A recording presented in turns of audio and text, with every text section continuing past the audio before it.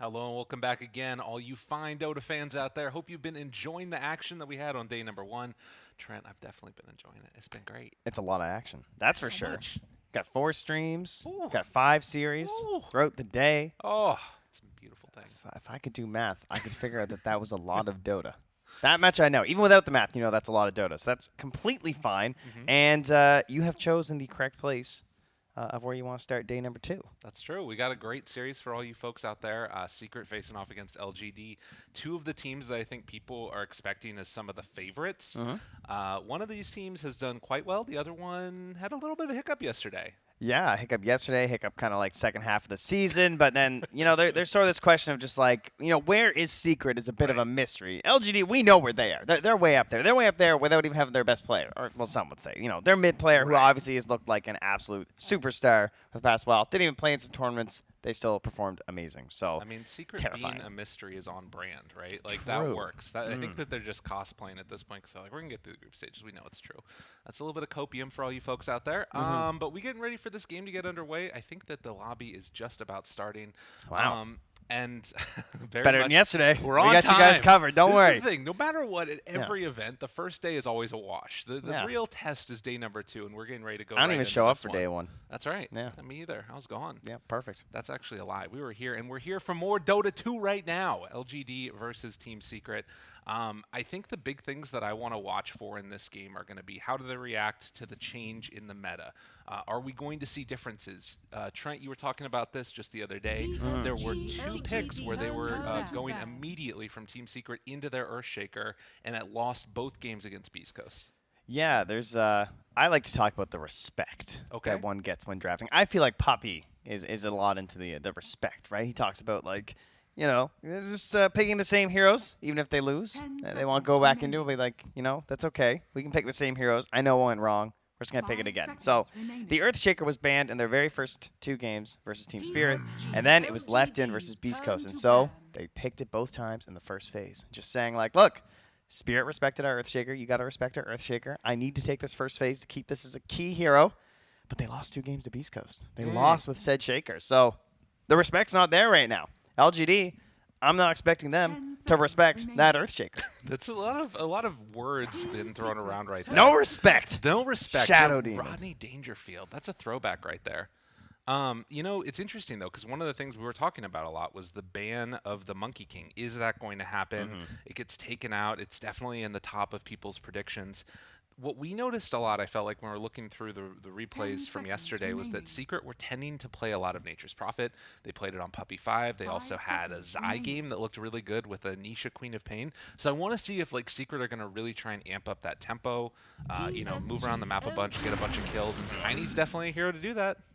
Yeah, Tiny's the way to start for sure. I actually thought that Monkey was going to make it through. I'm a little bit surprised that LGD went with the ban. I guess it's because the first pick is there for Secret, so the real mystery will come when Game 2, assuming that LGD wind up with first pick. But they're going to go back to 2 heroes that we've already seen, I believe, with the Clockwork and the Death Prophet combo.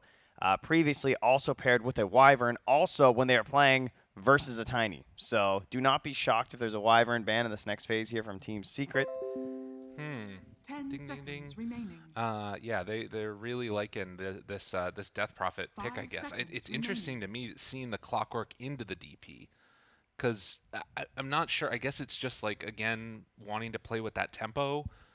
You are a big fan of the clock. Dude, I think Clock 5 is so sick. Talk to me about it. I think that you can get away with a lot in the laning stage these days as a 5 as long as you're good at the pulls and contesting and everything. And then Clockwork just has so many nice tools, utilizing the battery assault to sort of harass and trade with you. And then throughout the whole game as a 5, you play some heroes, it gets to a point where it feels like it's very hard for you to contribute. Outside of being like, okay, I'm in the perfect spot, the fight started, I'm hiding in the fog, here comes my key spell, right? That's kind of how you have to play 5 sometimes in late game. 5 Clockwork, seconds you can actually just remaining. go in as a 5, which is very rare. Right. Right, especially at the highest level, and of course, Flare is an amazing tool for not only high ground D wards, which you always love having some vision tool like that as a position 5, but just scouting Roche, keeping an eye on key objectives, flaring the triangle constantly to see what the enemy team is up to. So, yeah, I'm you could say I'm a little bit of a fan. Now, mind you, I think a lot of the Team Secret 10 fans out there seconds are remaining. probably loving this Nisha Queen of Pain because he had an absolutely stellar match yesterday. It's a classic counter pick versus the Clockwork, even when Clockwork used to be a core hero. And yeah, they're gonna go for it right away. I think it fits with maybe the way that you want to try and match the movements of Death Prophet, right? Like you see DP maybe rotate down to a tower to try and take it or something, often that safe lane tower. Maybe you can bring Nisha there. And sort of make the move that you need to match that and kill her before an exorcism goes off or something like that. But likewise, the thing that's a little bit interesting to me is we saw some Quaps get played in the support role. I don't anticipate we're going to see that, but there is still some of that flexibility at least. Not a huge fan here. No. I will say that. Definitely possible. We will not rule it out, but I think that she's a little bit limited. But this is also a situation where your Lenas and your Queen of Pains are going to be more valuable because you had first pick. And so your last 2 picks of the draft are instantly counterpicked both times by the enemy. So it's important to have something that's a little bit flexible but also a safe mid laner. And the 2 heroes that fit that are Queen and Lina, True. They can maybe go 4, but more than likely you're going to wind up with a situation where they're pretty okay to just send to the mid lane anyway. So next round of bans, we see the Wyvern ban. That was something that XinQ was picking up a couple of different times yesterday for LGD, as well as the Morph, and now afterwards AA and the Lycan. So obviously Morph ban in response to the AA, Lycan taken out, and Clinks. So that's another one that we saw OG pick up more than a few times for Simea. Yeah, where are the other Clinks players? I don't know. Yeah, Secret played it once, so they grab it. So they obviously have some respect. They're banning it. They're picking it in one of their games. But I mean, it looked so strong in our opener of OG versus Alliance that I'm surprised I'm not seeing it show up in the other streams. And again, some of that might have just been how well they were enabling it and, how OG are playing. But at the very least, maybe you start playing like that. I don't know. Like, it looked pretty good. I'm expecting a YapzOr hero banned here. I think a lot of his tools have been very strong. You still have the potential of the Rubik, depending, like, maybe if LGD have certain heroes they have in mind right now, like the Weaver's still in, for example. You end up pulling that out. Maybe you wish you had a... I know, the second hero I was going to say was the Snap. Nice. That's the other big YapzOr hero, right, that has just looked so strong for both teams, though. So this is very interesting, because I would say that XinQ's probably been the best Snap across all the teams. I think that's fair to say. Like, at least, especially leading up into pubs. Like, he's been playing it a ton. He looks so good on the hero. And Soxa had a great Snap, too, with a lot of good cookie combo plays. Well, and the other thing, too, is that it's got such this natural combination to pair together with the Clockwork. You get somebody stuck in the cogs and then just, like, throw a bunch of little Mortimers right on top of them. That's definitely not what that is, but it's, you throwing something on them, and then this is the Rubik in response to the Shaker. So this is literally exactly what I just said, is I'm expecting a Rubik ban because they're going to pick something like a Weaver that's going to get Rubik countered, but then they pick Earthshaker and they get Rubik countered. Exactly. It's the exact same problem. So I'm a little surprised. To me, that just says how much they respect Snapfire. Because this is obvious. Like, they know that if they pick Earthshaker, this will be an instant Rubik pick from Team Secret. There's just no way around it. Well, and it's interesting that Secret are willing to give up this Shaker themselves. Like, because, this is telling me that they're adjusting to the meta a little bit, to what's going on, where they're like, okay, this Earthshaker, it's really important. It's going to, be the thing that sort of defines us. They lose a couple games with it. That's showing that there's some flexibility in terms of how they're drafting. And now they're like, okay, well, we're just going to get a better Shaker now with YapzOr playing on the Rubik. This reminds me of when you open your draft like a Nyx Assassin, and then the second phase you pick a Bat Rider. So they've opened with a Clockwork, but now they get themselves the Earthshaker later, right? And this idea of like, okay, now the best hero to counter our Earthshaker is already on our team. I like it. So that's pretty good, right? Much harder for Secret to deal with it. They go back to a hero they have played quite a bit in the Ogre Magi. 2 straight games, 2 straight wins versus Team Spirit, and then even got banned out in one of their matches versus Beast Coast. So put some respect on Puppy's 2 heads. Both of them, yeah. I will say that, was it the SG game that we were watching yesterday? Where we had an Ogre? We had an Ogre. Sounds right, maybe. And the Fire Shield is insane. Yeah. We saw versus a TB, I want to say. It was so good. And again, for anybody that's, on the unawares, when Ogre ends up getting the Shard, it's an 85% damage reduction for the next 3 hits. Don't know if it's going to be as impactful in this one, but I think in some of the games that we watched with Puppy, he got that as well. And I had been wondering, like, why would you take this Ogre if, like, you could just get a Bane or something else? And I think literally the big thing that it's offering these people is this Fire Shield late game. It's so valuable. I'm really curious what this 4 is going to be. I assume this is a Faith Beyond Shaker, and this is probably XinQ's hero right now. And they've shown off quite a few so far. Done the Wyvern, did the Skywrath Mage paired with a Legion Commander. So they've done the IO, of course, that's been banned out. And I guess they also banned out their own snap. So we might be getting something a little new, something fresh. Perhaps a defensive hero for the Death Prop. Maybe like a 4 Oracle in sort of like that more classic style. Oracle? The Foracle? Okay, it's not going to be the Foracle. I'm just seeing, Death Prophet pairings. I mean, it could. You could do Clock Earthshaker dual lane together. It sounds insane. Yeah, it's probably not going to be that. Lots of considerations. I mean, a Holy Lock hero, Holy Locket hero is always kind of nice. Like maybe like a Dawnbreaker. Could be the time to bring it out, perhaps. But they just go right for the sky. I guess we're not getting a new one. I mean, it is very good against Quap, too. And it's just good with Clockwork. I mean, we're talking about the Legion Commander. Like, they already actually have the setup. And instead of needing your offlaner to come with you, now they can roam together as a support duo because there's going to be that frame of the game where the Earthshaker just wants to camp on a lane and farm Blink Dagger. Right. And that can really hurt your team as Earthshaker sometimes because we saw this with Alliance. S4 was the only hero who could make moves, but he had to sit in a lane, show himself on the map, and farm a Blink. So they just didn't do anything. Now, Faith Beyond could theoretically, if he's playing the Shaker, sit on the lane, farm a Blink, and these two supports themselves can kill anyone. So the thing that I do find interesting about this, just talking about like draft structure, right, is that again, Secret, they're the ones that took first pick, and now LGD, we kind of know what their entire draft looks like. There isn't that like reveal last pick that we're seeing here. You know, like we probably know who the mid is in this DP. Do you see that pressure they put on that? Instant Yeah, I love they're that. going. They're going quick. Because they see the 18 seconds of Secret, right? Yeah. And they already know the bands they want. But yeah, that's a good point. So we're expecting a big reveal maybe for the 10th then? You think that's going to be the real? I mean, what's going to be the reveal though? Like you're revealing a carry last, right? Like I don't know if there is one that super stands out to me. That's just mind-blowing. I mean, there's definitely still some good carries, that's for sure. There's still TB. That might be the... is TB that good? I mean, TB's always kind of good. I could see a TB ban here.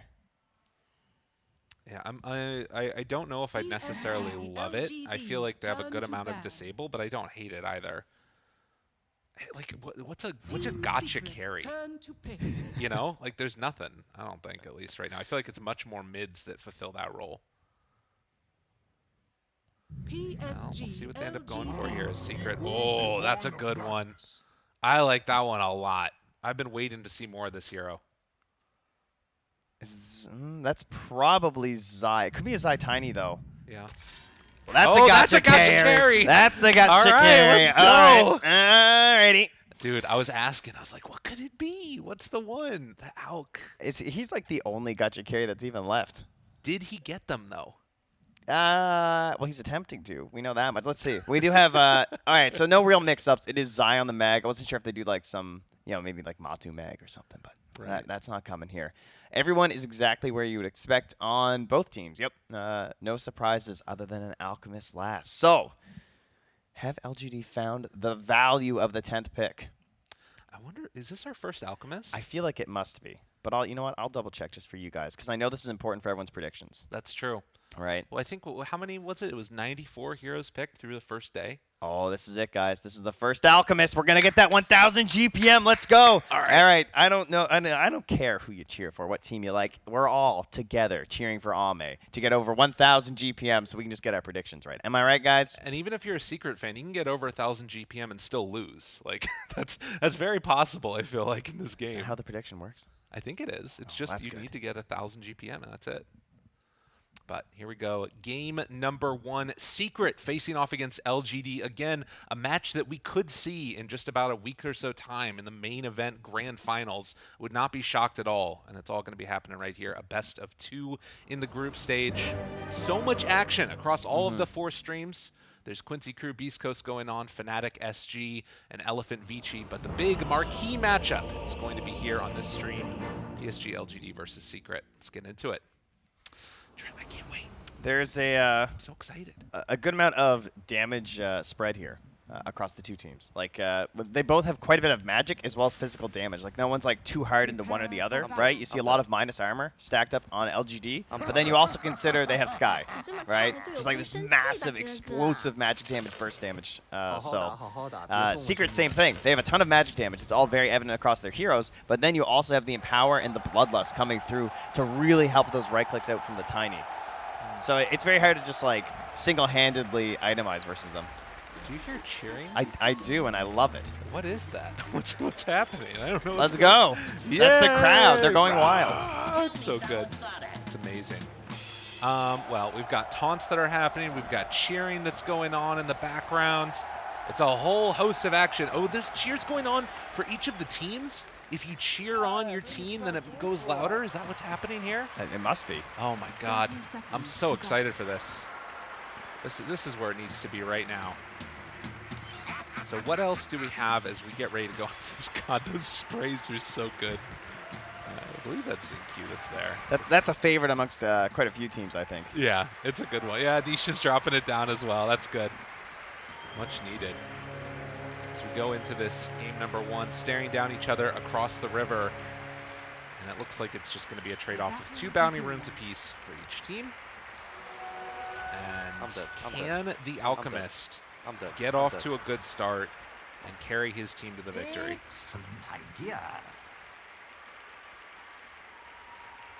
The cheering is very interesting. I have to say that, as looks like Nisha heads on out towards the mid, going to be facing off against the Death Prophet. And at least for the moment, I'm anticipating that we have kind of an interesting setup there where they actually on secret drop down 2 wards on either side of the river. So that way, no matter what, Nisha's going to be able to spot out which one of those 6-minute runes that ends up being at. Yeah, this has become a little bit more common as well, like the early double ward, just like not worrying as much about your lane. I think that's one of the benefits of Ogre too, because Ogre gives you vision by just like running at people, you know? You don't need the ward in lane down bottom. And it's very similar in the top 2 is, oh, YapzOr loses Curry to Y, playing very aggressive there. Always off to a nice start. As you can see through this first couple of waves, going to be a little bit of a problem there for Secret, depending upon how it goes. It's Y actually just walks through, tries to do a little bit of damage onto YapzOr, the battery assault, but the wave is going to be pushing in to Ame as he backs out underneath that tower yet again. I don't know, is there much kill potential really here at all? It feels like most of these lanes should be fairly static. Yeah, I could see maybe top happening for either side. Okay. You know, that would probably be the one that I'd look towards. But kind of a slow, you know, it all depends on how much you respect the regen, right? And like how much you need to spend on regen in either of these side lanes, because if you get a little bit too low, you just get caught by some of this burst damage, right? We have Tiny on one side, and then we just have Shaker as well as a Skywrath Mage. So you get fissured into a blow-up combo, and you might just go down. So they'll place down a tree there to give some extra regen to Faith Beyond. Yeah, something to watch for indeed with that extra bit of, you know, burst damage that they've got, but also fairly tanky heroes down here, you know, with 2 strength heroes and an ogre. As long as ZQ sort of keeps that distance, everything should be fine and dandy. But they are getting a nice wave under the tower, and that does open up an opportunity for Puppey to get a pull off as another courier goes down. Oh, that's the revenge, because YapzOr lost his first, so nice. He gets one back versus Y. Yeah, very interesting to see Solid Start there for the Shaker, obviously very important. But top lane here, what is our Alchemist going to do? Yeah. Has the Armlet queued up. That's obviously pretty standard. But we have 2 paths, essentially, right now with Alchemist players. They tend to go for the Radiance, or they go towards like damage builds that somewhere involve a Shadow Blade and a Silver Edge. Nice Oh. sidestep there. So Twinkle Toes. Just not quite getting themselves in sync there. And, well, we'll Twinkle Toe away there with the taunt. Some pull action here, battling out in the bottom lane. Sure that Matu can safely farm near the tower. Looks to be in a great spot here. This wave is pushing him pretty hard, though, so Matu just trying to control things up here and keep the next couple waves in their favor. And there's no camp there for ZinQ to pull with, so this is looking great for Matu right now. A little bit of an avalanche. Thought about a toss back, but decides not to go for it. Instead, it's just going to be Puppey trying to chase down Faith Beyond, get some damage out there before the waves reset together in equilibrium. And yeah, nobody really falling that far behind. You can see DP and Alk having a good time, although Ame taking a nice chunk of damage over here, and YapzOr underneath the tower ends up taking a couple of tower shots with the minus in armor. The acid spray. Ooh. Yeah, that's dangerous. And in fact, Y's going to chase him out. Faith Beyond. Faith Beyond goes for it. Puppey able to draw first blood, not where you might expect it. He ends up going for an overextension, and the captain of Secret now trying to turn ZQ, see if he can get a little bit of a punish, but you have almost no armor in comparison to this Ogre. The right clicks do so much damage. Just The Sky regenning will so get much away. too. Look Yeah. at Puppy. Nothing feels better than people just wasting your health as Ogre. You know, that is a resource. When you play Ogre, your mana should be refilling all the time, and your health should be refilling all the time. More importantly, your health. And with that, it is first blood drawn. Certainly not the end of the world at all for Faith Beyond. Look at Yapsor mid. Making a move. Full wraparound here with the toss back. Probably not a kill, but just a good amount of harass here on the nothing to say. So they will go and make that rotation. Sets up. Now there's 3 wards that are all around the mid lane right now for Secret. They're putting so much emphasis on trying to just ensure that Nisha has a good game. Yeah, and the fact that Yapsor is mid means that Zai's on his own, but they can't really punish him right now. Like, well, I can't find the positioning, so instead he's going to run to the middle of the river as well. And him and Yapsor are just going to mess around here at the 5-minute mark. Interesting. Very, very interesting. I mean, it's been a very, like, mobile game. Heroes running around all around the map. Down bottom, XinQ tried to get a little bit fresh with Matumba Man as Puppy will fend him off of his carry, continue to beat away. This is the way you want to play the Ogre, for sure. And now the turn. Faith Beyond, did you overextend a little bit? Able to get that Fire Blast off a couple more punches. But there isn't a block-off potential. Puppy instead, he might have overextended a little bit. Faith Beyond goes in, finds the finish. It's actually XinQ that gets the kill, and now can Faith Beyond clean up Matumba Man? Kasiv comes through a couple more right clicks, but won't be able to get it. Yapsor's even TPing down. Does cancel. Yeah. Wants to stay in the mid lane.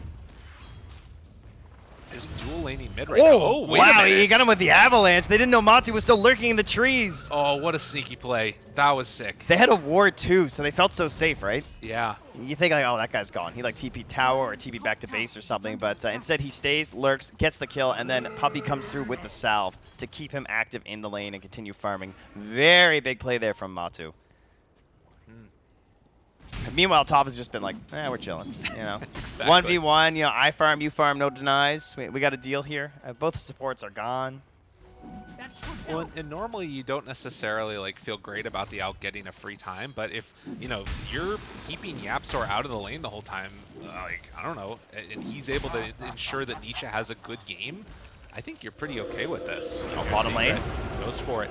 Fissure is out. Matumba Man in some trouble. Nothing to say. Trying to make the play.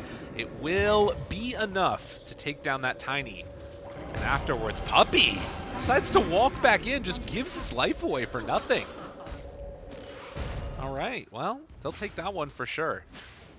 Man, nothing to say really needed that because he had a rough mid experience. Yeah. I mean, his net worth very much recovered now, actually ahead of the Queen, surprisingly, but like he had to walk all the way back to the base. Thankfully, there was a little bit of a neutral stack there that helped him out too from the small camp that wasn't dealt with from Secret. So now with the Exorcism rotation back on track for him, Nisha still looking for potential rotation play here. Is level 7 and holding the point, so thinking about going for a Sonic Wave kill here. Throws out that dagger, level 3. So annoying to deal with. It's a good chunk of damage and burning through those raindrops. Very frustrating. But as you can see, top net worth's inhabited by the Alk as you would expect. And then afterwards, the Death Prophet. And there is that little bit of a differentiation as Faith Beyond's had a bit of a tougher time down here on the bottom side of the map. But this is an Earthshaker. You know, you're playing it a little bit more greedy of a 3 as far as the laning stage potential goes. And if you can make it last, it's pretty good as Zai has already finished off the Helm of the Dominator. Dire are scanning. Secret are feeling like they might be closing on an Alk problem here. Oh, careful, careful. Nothing to say. Drop down low. Nisha, can you finish him off? But the silence comes out at the last second. Sonic Wave, does he have it available? No, just going to go and do it with the scream. Puppy comes in and also helps out with the punches. Faith Beyond now getting body blocked as Matumba Man tries to just beat him down Nisha's to got death. Sonic Wave. Do they have enough? He's Walking coming back. in, thinking for round 2. I mean, it's dangerous into Faith Beyond. He has 6. So they're going to play it a little bit safer. At least for now, but now with the bottle up, And this the is pressure illusion time. room. Yeah, they can just like run in here and look for a Sonic Wave kill. XinQ coming in kind of dangerously in the trees. Walks forward and just gets caught immediately in some trouble. XinQ throws out that silence, but the right click beat countdown continues. Oh, the One toss! last He toss. threw Y onto him. Oh, He what a gave him the play. ammunition. That was sick, and gets the vision for the tree toss afterwards. Now Zai comes in, absolute mayhem, but they're able to get the cogs off. Zai pulls back in Y, wants to find this finish, gets him with the clap too, the Helm of the Dominator. Creep getting involved in all the action. Now Nisha shows up, just absolute mayhem towards this mid lane over the past couple of minutes, and it's all favoring Secret. Oh, and the stack steal, right? The Alchemist was looking Oh. for these, needs to come in and grab these. I mean, Alc already is off to an incredible start for sure, just like complete free farming, but this is supposed to be like that next step where you really propel the hero forward. This is what can make like the Radiance build feel broken, because you just get it way too soon if you finish up all those jungle camps, but something like that could even change where you want to go with your items. Look at all of this emphasis on the tier 1 tower. 5 heroes from Secret just trying to pressure this down one by one. It's like group up and go. Yeah. And this is what you have to do against the Elk. You have to constrict that farm and shut down the area where not just his stacks are, but eventually where he's going to feel comfortable farming. Yeah, and this is like, if you choose to ignore the Alc, which they have quite literally not pressured him at all. They gave him a free 1v1 lane. You're then putting the burden on him to make the rotation into that mid lane when you do that. If he doesn't show up, then the fight's going to be very, very easy. So they make it work. 10 minutes in, still less than 1,000. Well, now 1,000 gold separating these two teams. That's not good, though. No. 1,000 gold lead with a free farming Alchemist? Yeah. That's not good. That's like a 3K deficit for a normal lineup. And again, the pressure is going to continue from Secret as they head up to the top side of the map. This tower already down to just about a quarter HP. As Matumba Man will pull the camp over. Zai, giving the empower to the Tiny. Rarely seen, but much appreciated. And LGD, they did manage to take that bottom tier 1 tower. Where can they find a little bit of an opening for themselves? I mean, is there much of really change to the game plan? Like, do you just need to keep fighting with Exorcism if you're LGD now? They need 6 on clock. Okay. Step 1. The Yules is done on DP. That's good, but the real big jump up is going to be the Blink Dagger on the Shaker. That has to come before the Radiance is going to be done, and that's going to try and stem this bleeding, right? You have to try and like sew up some of these wounds. Right. And hold on to your tier 2s utilizing that Blink Dagger from the Earthshaker. I don't know if it's going to be fast enough. I'm a little concerned. Pretty close. And the other thing is because you've got this Alchemist, like there's very little farm elsewhere. You can see they're blocking these hard camps here and leaving one of the small creeps afterwards. Like everything they can do to try and shut down the farm that LGD wants to get on this map. Secret, they ate their Wheaties in the morning. They came here to play Dota. Oh, they're not making any large commitments so far, so this is pretty good. Looks like Y and Zinc maybe think about a smoke play here, as they're going to group over the tower. They have a deeper ward, which is really nice. They're trying to prep for a potential play, where maybe they're going to, like, you know, come back to the lane, push, and we're going to smoke in and grab them with their ultis. So here they go. Supports moving together, looking for the hook shot into the sky kill. Yapsor prime target. Should be free. Nice one. Nice. That's what you need, right? It looks pretty good for them. That's what they wanted to make happen. And in the meantime, too, you've got Faith Beyond getting some pretty free farm for himself. Got 2 waves in towards the mid. It did look like Nothing to Say just stole 2 of those waves. I was like, come on, dude, I'm trying to get a Blink Dagger. What are you doing? Classic carry players. I tell you, Puppy's getting lost space down bottom. And once again, going for this Veil first build. This way he did the last time that I was watching this game on the Ogre. Previously, they had the Snapfire with the Ags, which was pretty nice. They just like shoot them into the middle of the fights, but they have a Tiny. So they can kind of still do that if they want.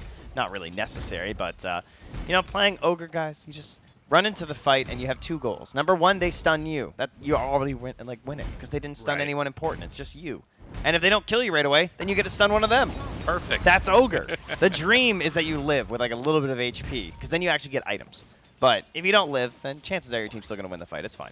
Well, we now have a big smoke up play coming from LGD up on the top side of the map. They catch it. Looking for he the was initiation, mid-skewer. though. That was well played. They get the silence out afterwards, and even popping the Exorcism for this one. Where do you go with this now for LGD? This is so good for LGD, though. They caught them on a stall-out timing from Secret, right? Where it felt like they didn't really have a lot they could do other than that double support smoke. They do it, it works. And buying that much time and then another good smoke into their jungle and catching them not like fully grouped up as 5 it means they get a few more kills, they stem it a little bit further, and the Blink Dagger's down on Shaker, right? Yeah. So now you're ready to just go forth and play some Dota, and Alchemist has the Radiant tier 2, I believe. Well, you can see LGD, they bring Y and Faith Beyond down to try and maybe bait out this Alchemist, but instead, it's Secret that are making a counter move into the Dire with jungle. The Helm They Creep weren't bait. expecting it. They were not expecting this jump on Nothing to Say, and he is going to get caught out and punished hard. Good play by Secret. I mean, that was just free. That was just a Helm Creep doing shenanigans, right? Running through the lanes and everything. Oh, and then he grabs the Alpha Wolf instead to go Roche. Beautiful stuff there. Well, it's a little sad to abandon that Hellbear after like literally getting them a free kill on the He's enemy in a better mid. place now, Yeah. Trent. No, I think that again, it's like, you know, LGD was expecting that move down bottom, and Secret instead just makes sort of the preemptive move top, and they're going to get paid off handsomely with this Roche. Helm is just such a creative item. That's why I've always Yeah. loved it. You know, there's so many plays you can make. Zai, definitely a creative player. That's for sure. Creative and music taste as well. Oh, yeah. Yeah. There you go. He has the most refined cultural music taste I've ever seen. I don't know if you're memeing or not. And clearly, you're just not aware. Sorry, I'm you've just sure. been exposed very heavily live on know. stream. I'm My sorry. bad. Look at this heat map for Zai. Oh, my God. Now that's graphics. That is where he wants to be. He That hasn't is just even his been happy bottom. place. No, not one It's like, time. nope. We're going top. I mean, this is what happens when you play Radiant, right? This is where your game tends to move to anyway. In the later game, the carry player, they're going to be bottom Ooh. for a bit, then they come top. Look at this, though. Offlaners never leave. LGD, they throw out a fissure. Wasn't sure if I guess they were trying to catch on to the creep here, but Zai showing himself. Matumba Man invis. I think that broke the smoke. That Helm Creep still sharking around this area. I mean, not all of LGD is here. If this turns into a fight, it's a 5v3 right now. Ward. Oh, Yapzor. Wait, but they found him. Nisha caught right at the start. Stun comes Hook out. shot. Is it going to be enough? They try and bring him down, but he gets the Yules off. RP completely whiffed, Yo, actually. why? The blink, they broke it. Oh, Ame dropped down that acid spray. That was sick from LGD, and they end up making it work. Puppy caught on the wrong side of the fissure. 3 down for 1. Why not? Ladies and gentlemen, I give you position 5 Clockwork. It's so good. What 5 could have done that? He ruined any chance of a counter initiation. The only other thing is like global silence, and you know, of course, this makes it a skill shot. It's a little bit harder, but this one's only on like a 60-second cooldown, and it just gets better and better as the game goes forward. Was it the acid spray or the rocket flare that broke the blink? Either way. Oh, if Ame dies right now, though, that's pretty bad. Oh, man, they catch him out. Ame maybe in some trouble. Oh, they can't blink, though. Chasing in, wanting to get the finish, but the bait and Faith Beyond comes in to save the day and now punish Matumba Man. It was looking so good until it wasn't. As Secret gets caught out there, that is just the Aegis, though. Wait, can Secret turn this fight back around? There's a chance. Hookshot in, trying to salvage this one. The moment, stolen hookshot. Nice. Now, wait, they leave wide to the side. Yeah, they want something Now bigger. they get him. Good tree toss afterwards, but almost able to catch on. Let's say not quite. Ame's back into this one. Stunned now onto 2. Tries to bring him down. Puppy also in trouble. Nisha falls. It went from good to bad to back again. And now in the end, LGD sitting on top with a 4K gold lead. What a wild ride. I'm dead. Okay, at least Yapster, I guess, does escape with the hook shot. That is something that looks all right for Team Secret. But yeah, this has really put the game back into the favor of LGD. Feeling a lot better about their situation after essentially just waiting the longest time for that one perfect fight. They get it. And yeah, this feels so bad, honestly, for Secret, right? Because you're like, oh, here's our comeback, right? Like, we lost that last fight, but we can get something huge back. Back into it now. Able to get the Avatos, so they get a little bit of cleanup kill there onto Zinq. But yeah, showing the power of that armlet. Able to get that toggle off there before he went back down to the low ground. It's one of those items that has come back into favor quite heavily for Alk for good reason. He's on the train, right? He's got his BKB now finished. We'll go right yeah. for the AC after. And that sort of speaks again to the idea of like the double style of damage that Secret have. A lot of heroes struggle versus that because it can be hard to itemize versus 2 different things, like needing Lincoln's and BKB, but Alk has no problem with those situations. Hookshot stolen, turns now onto him. Yapzor might have gone a bit too deep. Icarus flying close to the sun and being punished. The Echo afterwards. Do they have follow-up? There's the lift up. Nisha just doesn't get to play Dota. Wait, the Cogs didn't connect? Not sure what ended up happening there, but Nisha gets away by the skin of his teeth. And in the meantime, Matumba Man takes the tier 2 towers. So Secret, they force a skirmish, don't lose a lot, and end up getting a decent amount in return. Yeah, Zai and Matsu playing a very interesting style together, and the way they've just been kind of like roaming around trying to get these picks, and obviously successfully at times. And Zai always bringing the helm, so they kind of have a third hero there in lost situations for some extra disable or just scouting ahead of them. Well, looks like they want a tower of their own in the bottom lane here, though. Well, the game has been kind of going at what feels to be a blistering tempo so far. Not always what you would expect with the Alchemist. This is so scary, though. TPing into these trees, like when they're attacking your 2-2. I can't believe Puppey even did that. That was very dangerous versus a Clockwork and an Earthshaker. He's got the Bloodlust going now on the tower, as it slowly is going to be whittled away. Granted, this does still allow for the trade-off now of outposts. And interestingly enough, LGD, in spite of the last couple fights, it's all been on their side of the maps. They haven't even gotten the Tier 1 tower mid. That is the one benefit that we're still seeing from Secret here. And again, it is an ALC draft, so this 5K net worth lead, you know, not as detrimental as it would normally feel at this point in the game. If you were 5K up with a sort of... Oh, and look, the combo. They're there together again. That's huge. Matu and Zai. Wow, what a pickoff. And now Ame ends up getting stunned there. A good fissure afterwards, though. Matumba Man turned upon. Gets the Bloodlust. RP onto 2. It's looking pretty solid. Sonic Wave afterwards. Is it going to be enough? They bring him down. The Tiny starts to fall. A great counter initiation coming from Y. Ame down to such low HP. Turns now onto Zai. Able to bring him down, but dies to Nisha. This DD route is exactly what he needed. Triple kill from the boy. He did it to him. 5 heroes down. Noble efforts there from the supports to try and salvage that fight, but I mean, you initiated an engagement without your mid hero, right? That's what it came down to. Trying to punish the fact that they killed nothing to say, but there's gonna be a big old 0 in terms of damage contribution from your Death Prophet here, and yeah, there you go, instant pick. And Ame, very bold, was really trying to get there in time to save the DP. Then he's like, oh, I got allies around, this is totally worth it, but beautiful RP there from Zai to set up for the Sonic Wave.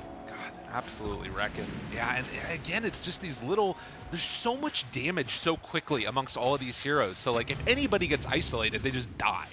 And imagine there if Zai was able to sort of survive. Everyone's just like dropping at the end of the fight, exactly. You know? This is the good Dota. Oh, nothing to say. Doesn't want to drop again here though after the Silver Edge hit from Matu, so we'll back up. Again, 31 kills in 21 minutes. It has been a barn burner indeed. BKB's now done, so that pumps the brakes a little bit on the fun, I feel like, with these items a little bit. It starts to become a little bit less chaotic, but at the same time, Nisha can now play that much more freely. Although, to be fair, he's kind of been playing like a psycho the entire time anyways, which is what you love to see. Oh, and Puppey, he gets the shard up in time. So we've got this Fire Shield now, which, again, for anybody that hasn't seen this yet, this item, at least in my opinion, has really been one of the things that's allowed Ogre to sort of rise again in a little bit of prominence, and why likely just going to go down with the Orchid Reveal. Those hits. That was rough. So this lead that was built up by LGD, bitten into by Secret, as they pull this back again, and now just down to a 2K gold lead. Secret are looking good. AC delivered to Ame, and currently considering a heart and maybe the overwhelming blink. So, you know, you talk about burst damage and everything. He's trying to get over that hump. Right. Just like all that burst is there. What is the actual sustained damage from Secret? And it is relatively low, I would say. It is mostly a burst-heavy sort of lineup, right? You're going to have your overpower, but the most sustained damage is probably going to be Matu. Sorry, your empower. It'll be like Matu empowered and bloodlusted. Smoke on smoke. Puppey the one to break it. That's not a bad one to start. Faith Beyond blinks away, but they catch Yapzor. Able to isolate him. Hook shot afterwards. Catches down one. There's no Skywrath in this fight. Matumba Man also contained in the cog. Nothing to say. Down low, not dead, but eventually will fall. So 2 are gone. Matumba Man trying to clean up, but the big bad dunk comes in from Faith Beyond. What a play! The triple kill from Ame as they eviscerate him in ZQ, appreciating greatness. He's just in the stands. He's the only one in the stands. He died, he ran out, he's waving, clapping, and cheering. The 3-hero Echo Slam into the 2 Fissure on the end there too, so ensuring 0 chance. And yeah, the chat goes wild here for that one. Oh my God. It was looking so bad for them. That fight should have been awful, and then Faith Beyond's like, you want to walk up that hill? Okay, come on. Go on up there. Oh, man, look at this one. As, again, they bump on in there. Yeah, oh, this doesn't look very good. No, this seems like a bit of a problem. Yeah, it was really interesting how the fight actually broke down between like Nothing to Say's over here, and he's kind of isolated. Matu's isolated as he sort of caught Faith Beyond, right? Faith Beyond had to back way up because the start of the fight went poorly for him. Good thing he stuck around. That is for sure. And like they're even pulling in the small camp of creeps that gets the extra echo damage out there also. Unbelievable. Back and forth we go this game. Just when you think that it's going to start to pull away from one of the teams, they swing it back around and something else happens. You know, you think of like, this is like the world's worst boxers. You know, it's like really finesse, like dodge, dip, back and forth. This is just like giant haymaker, back and forth, like taking turns. It's like Rock'em Sock'em Robots or something here. There we go. Rocky Balboa, Apollo Creed. It's back again. God, nobody. I'm such a boomer. Yeah, yes. That's terrible. Bad. I'm sorry, Chad. Dude, I said Rock'em Sock'em Robots. No way. I don't think they know what that is. They're like, God. do you mean Hungry Hungry Hippo? Yeah. I know that's one. What are you talking about? That's Ame. He's the Hungry Hungry Hippo, because every time I look at him, he's just going from camp to camp, munching them all up there, and approaching that heart. That could be one of those things that makes the difference. But to be honest, you still just have so much burst damage. Queen of Pain does feel like one of those weird heroes, though, where like for a while she just feels so incredibly strong, and then eventually it's like, oh, well, what happens? Going for the Shiva's Guard, like it a lot. The regen reduction that you're going to get out of that, and a little bit extra burst. But I wonder if this heart is going to be too much for Secret to deal with. Well, that's the issue, right? It's the reason why Queen of Pain feels like that sometimes is it comes down to your itemization, right? It's like, do you go an AC build or do you go more like a Shiva's build? And the Shivas is the kind of stuff that might like slow you down a little bit. However, in this situation, it is an alchemist, so you're gonna get some benefits, right? With the idea of just like slowing down that regen. So it's a much better item in this case, even if you want the sustained damage, just because you're reducing that regen that the alch needs, especially when you're doubling up with it with the heart. Not bad, not bad at all. So where do we go from here now? After that last punch in the face, LGD, the one that is on top by about 5k gold. Roche, available if any team wins a fight nearby the pit. But I don't think anybody feels comfortable just going in there. And look at this little kobold running around, scouting things out. This is the thing, right? You never know if there's like a mag and a smoke right behind that one. Yep. Potentially with a horn toss pretty soon here. I was wondering when Zai was going to go for it, because it feels like it really fits the way he likes to play. You know, he's got the creativity. Horn toss is just another tool in the kit there. It's like he's baiting. He's like stutter stepping this kobold. Oh yeah, they also caught an ignite afterwards, trying to bait this Queen of Pain illusion. But I think LGD know what's going on right now, and they're not going to fall for it. Secret, sit up on this high ground. And again, having this mid-tier 1 tower still alive at this 26-minute point in the game, it's so valuable from Secret. It's like this sort of just this impenetrable wall. All right, so Y is making a huge call here. He circled that ward because he thinks that this is my train of thought. I believe that Y believes that Secret have a ward, or sorry, that Secret know that LGD have a ward on that high ground because they knew that it was an illusion. Okay.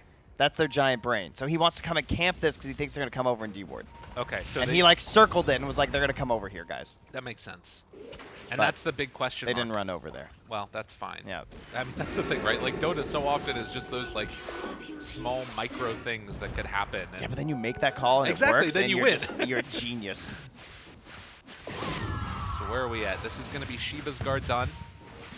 Oh, the Clockwork Flare is always so good. But it's just this sort of stare down across the river, looking for Roche. And it does look like we're starting to get in towards some Aghanim Scepters here as well in a little bit. A Blast Strike for Faith. All right, so now you can mess around in the Roche Pit, right? Because you have the heart. There's not a huge punish here, you know? He's going to be like full HP. It's fine. Just sitting, not ulting, hanging out. And it's going down pretty quickly. Oh, Secret. Hook shot in. They find Matumba Man. Able to catch him in the cogs. Have to be careful. But Nisha jumps the back line. Able to find one, but the invis, it's there. They get the isolation, though. It's a trouble. Onto 2. Trying to bring him down. Ame down to half HP, but he's walking away. Matumba Man trying to go for that chase down. Faith Beyond. The isolation and chase with the echo. They blow up Nisha. No buyback for him. Ame still lives through this, but eventually will be brought down. He has buyback, but you use it right now. Can't do it. There's no death profit. Oh, man. What a win for Secret there. I mean, they lose Nisha, but that was able to isolate the rest of LGD into death position.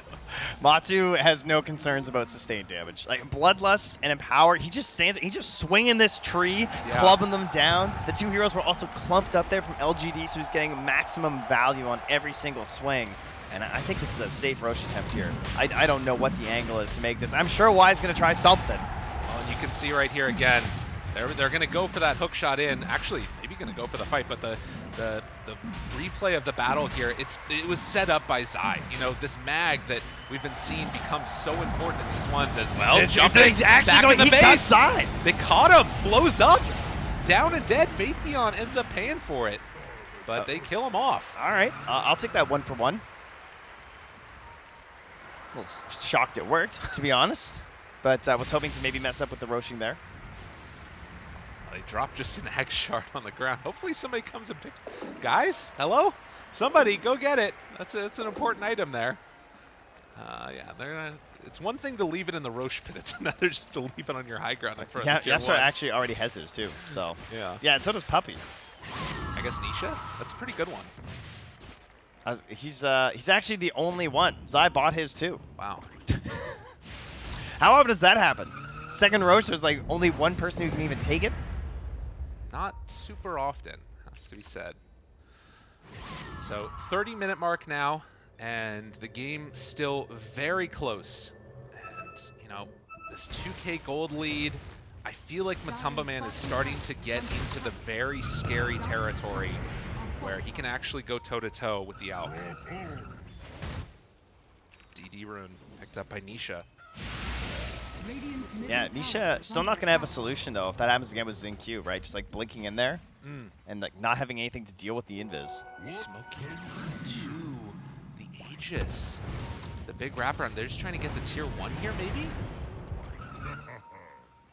Secret follow the couriers. Follow the little breadcrumbs. Oh, they're gonna be under vision though. They see all of this. Yeah, Secret sees everybody. Oh no. Oh, this could be bad for LGD. They gotta get out of there. Take down the vision to start. Now the avalanche catches onto Zinq. Sure, trying to back away. A little bit awkward.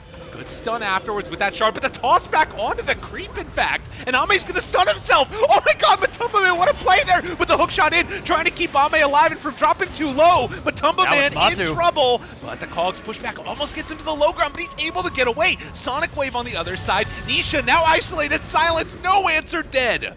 They take down another. But where else can they find blinking. Action? Oh, he couldn't get him! Oh, he gets vision off! There's the stun, and now the Sentry Ward dropped down. Can they chase him? We know he's invis still. And the Link he ends up catching. They get Matumba Man comes in there and finds another kill. Wait, they can't get him. He's on the wrong side of the fissure. Throws out the stun. What is happening? Matumba Man living. How can they get him alive? Oh my god, they bring him down once. Where's the rest of the team? They have to walk back out with the clockwork. He's not with the rest of the team yet.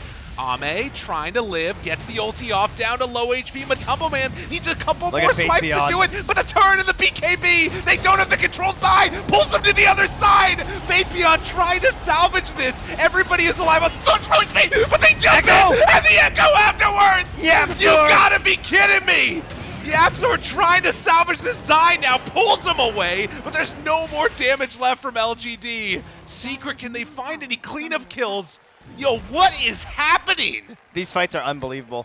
Unfreaking believable. Y's gonna get caught right there. Another skewer, and now the pullback. Nothing to say. Trying to walk out of there. Secret somehow, some way. We know the fear. Oh my god. Dude, the Death Prophet. Unbelievable. Spirit Siphon ends up getting him with the shard, and now they walk back in and Zai able to live again. Dude. How long has this fight been happening? Zai ends up dying to Zinq. What in the world did we just watch? I don't know who won this fight, guys. I'm going to be real. All right, I'm just going to level with you. I don't even know any. I mean, Secret in the end, 3K gold up. They end up. I feel like this is still a win for them. It's got to be. What an unbelievable series of events. And in the end, you know, we've still got a while now until Roche is going to respawn. Yeah, that's really what just happened, is that Roche is now gone, and they didn't lose any objectives. So, like, oh, what is the replay? The game's going to be over by the time the replay's done. So this was a key moment because this is when like Matu's like almost certainly going to go down, right? And it's like, what's happening after the Aegis? He gets a nice pick onto Zing Q. Oh, yeah. This gets all weird. I don't even know who's Force Staff. I think this is Puppy's Force Staff. And then Zai comes over. Like, if you look to the left on the minimap, like Zai was coming through. And that was the big play because he was waiting for the respawn. And then Faith Beyond hides right down under those trees just to the south of where Ame is right now. He waited so long for that Echo Slam. And during this entire series event, the entire replay, look on the mini-map, the clockwork is running this entire time. He's been running the whole moment and finally gets back in at the last second to try and turn this fight back around. And actually steals the Echo so late, too. Unbelievable. Dude, Yapzor, what a god. All right. How often is stolen Echo the play? You know? Yeah. How many instances is that actually good? Because you don't get the aftershock. Like, still felt good there, that's for sure. It's what they needed. What a player. What a game. What a series. This is the type of Dota we've been waiting 2 years for. Yeah, that is for sure. And, well, Ame just keeps, every fight he comes with something new to show off. And this time it's the overwhelming blink that gets completed there. That is 4,280 HP, even with the armlet off. I literally have no idea who's going to end up coming out on top in this next one. It feels like it's entirely upon... I feel like it's on God. Matu. Oh, wait a minute. Wait, he missed it. The Horn Toss didn't connect. Oh, careful. Oh, Zai, you make one bad play, but Yapzor able to pull him away, and Puppy going to be the lone one left behind to die. I don't think they can kill Ame without Matu. Wait a minute, though. Tumble Man, any way to get him out of there? No. Okay. The block. That was close. He even had to spend his eggs for that, too. Just like that. We're again back in sort of holding formation while we wait for Roche. But, I mean, where are the wards even at right now? Secret have a good one that's over in the Dire side. And able to drop down another. There's the Horn Toss play that they needed. Able to catch. Faith Beyond looking for the jump. Stolen Fissure. Sonic Wave afterwards. Zai lives. Nothing to say, dies. That was a great jump because they saw Ame on this really deep ward that they have in the top jungle. So they knew that he was up there and wasn't going to be available for a potential fight. And again, the slaughter continues in this one, dropping down that ward right before the fight ended up happening too, which allows Yapzor to now come into this next one with a fissure. They'll place one on the side of LGD up on this high ground to get ready for that next Roche fight, which we know is going to be coming in a little while here. Most likely the next objective. It still is crazy that Secret's been able to hold this tier 1 tower. I think Nisha's game is kind of hard at this point, too. Okay. I was thinking about building into a Kaya and Sanj, and it's just like, how much does that change in these fights, you know? Like, you're thinking about, like, the scythes and stuff, but it doesn't feel like that's going to be enough. Just trying to live and keep a consistent damage output happening because it's a bit difficult for them right now. Oh, they want Ame, though. Again, the big hero. They want the heroes in behind. Looking for it. Matumba Man gets Faith Beyond. No counter initiation play to come. But will they be able to do anything here? Oh, the refresh. Why? Pushes him back yet again. Zai Horn Toss. But there's the Ghost Scepter keeping him alive a little bit longer on that Sky, but not long enough. Matumba Man going toe-to-toe with Ame. Has to back out of there. Has the stun in just a moment. Throws it out. Able to connect onto Nisha. But they're down one person right now on LGD. Oh, but the throw in! Forward. Dude! Yapzor is so good at Dota. Matu knows he's a great idea on these fights. Just like kill everyone else, yes. Right? Leave Ame alone. Kill all the other heroes, and then hopefully we'll be 5v1. That is the ideal situation because everything is on Ame right now. And again, this goes back to what you were talking about in the draft, this idea that they have of just, you know, they took this Earthshaker and Secret are like, we're going to pick this Rubik. And it feels like since Yapzor has gotten his items, the last couple of minutes and all of the mobility, he's been the one that's turning around these fights and making the plays for Secret. Constantly able to find the initiation, jump in, Ame. Wants to beat away, but the fissure's there. X marks the spot where Matumba Man's stunned. But meanwhile, they pull him back in on the other side of the fissures. RP, every single thing dropped on Ame's head, and they take him down. I think he started somewhere near the tier 3 there.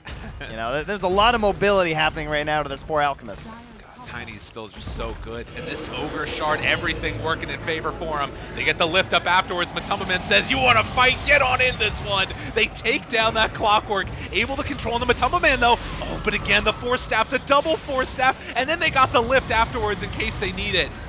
Nothing to say. The chase down, Psy. Way up in there. Silence jumps out again and able to TP out. No, Whoa, the ghost. Beyond says no. You can't do that one. Skewer to the low ground. What kind of initiation is that? The ultimate bait to pull him out of the base. Nothing to say. Wants to chase some more. They don't even have Nisha with them right Matu. now. Oh, did nothing to say overextend. Matu right on top of him. Now the turn. Atos, good chunk of damage. The follow-up, it's there. They blow him up.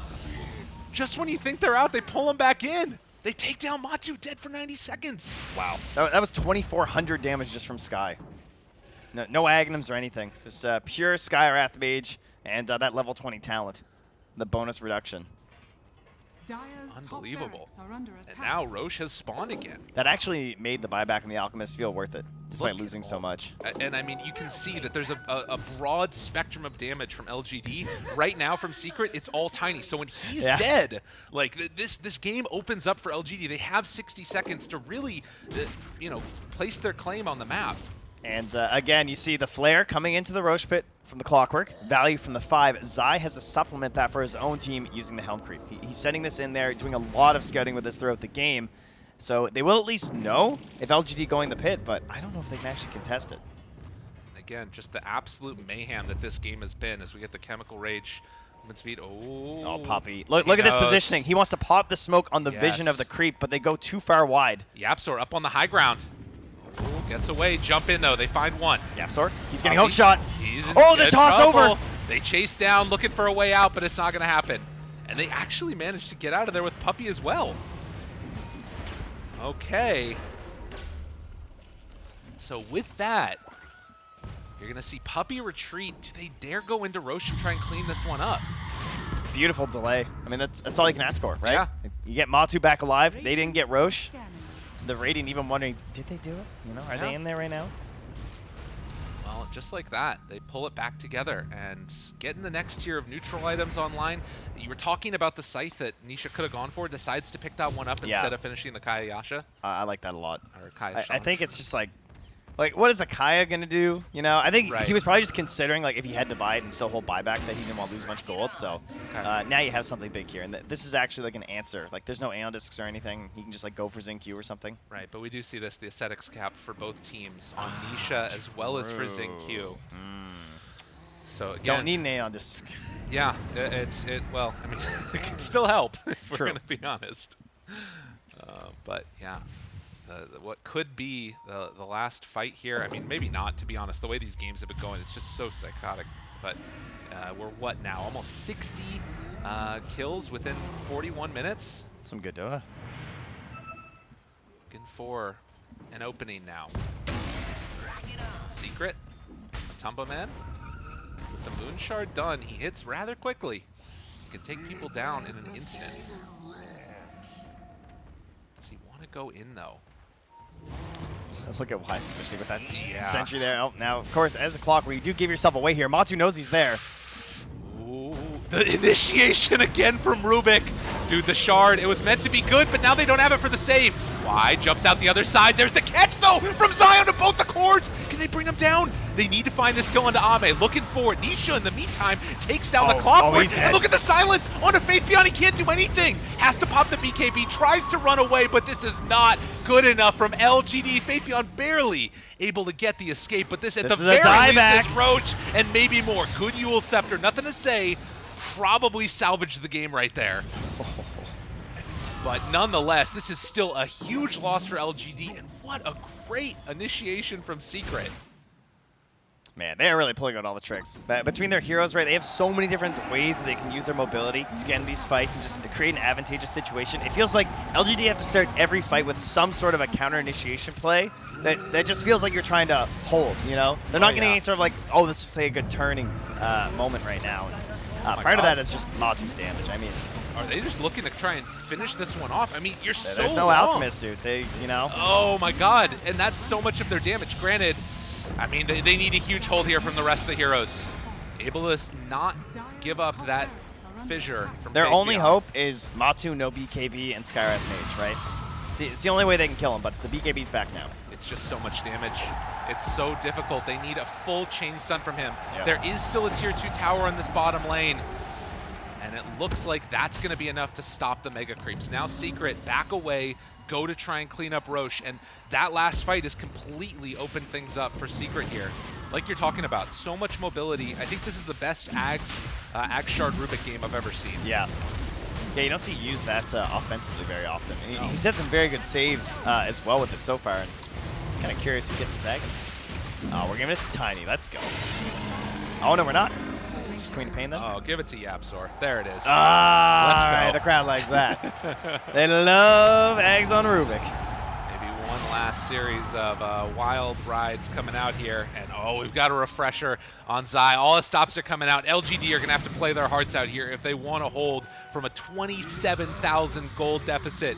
Nothing to say. Doing some dance moves to get ready for an exorcism. But this is where they want to stake their claim. This is where they want to hold the high ground. Octarine, Ags, Rubik. That's insane.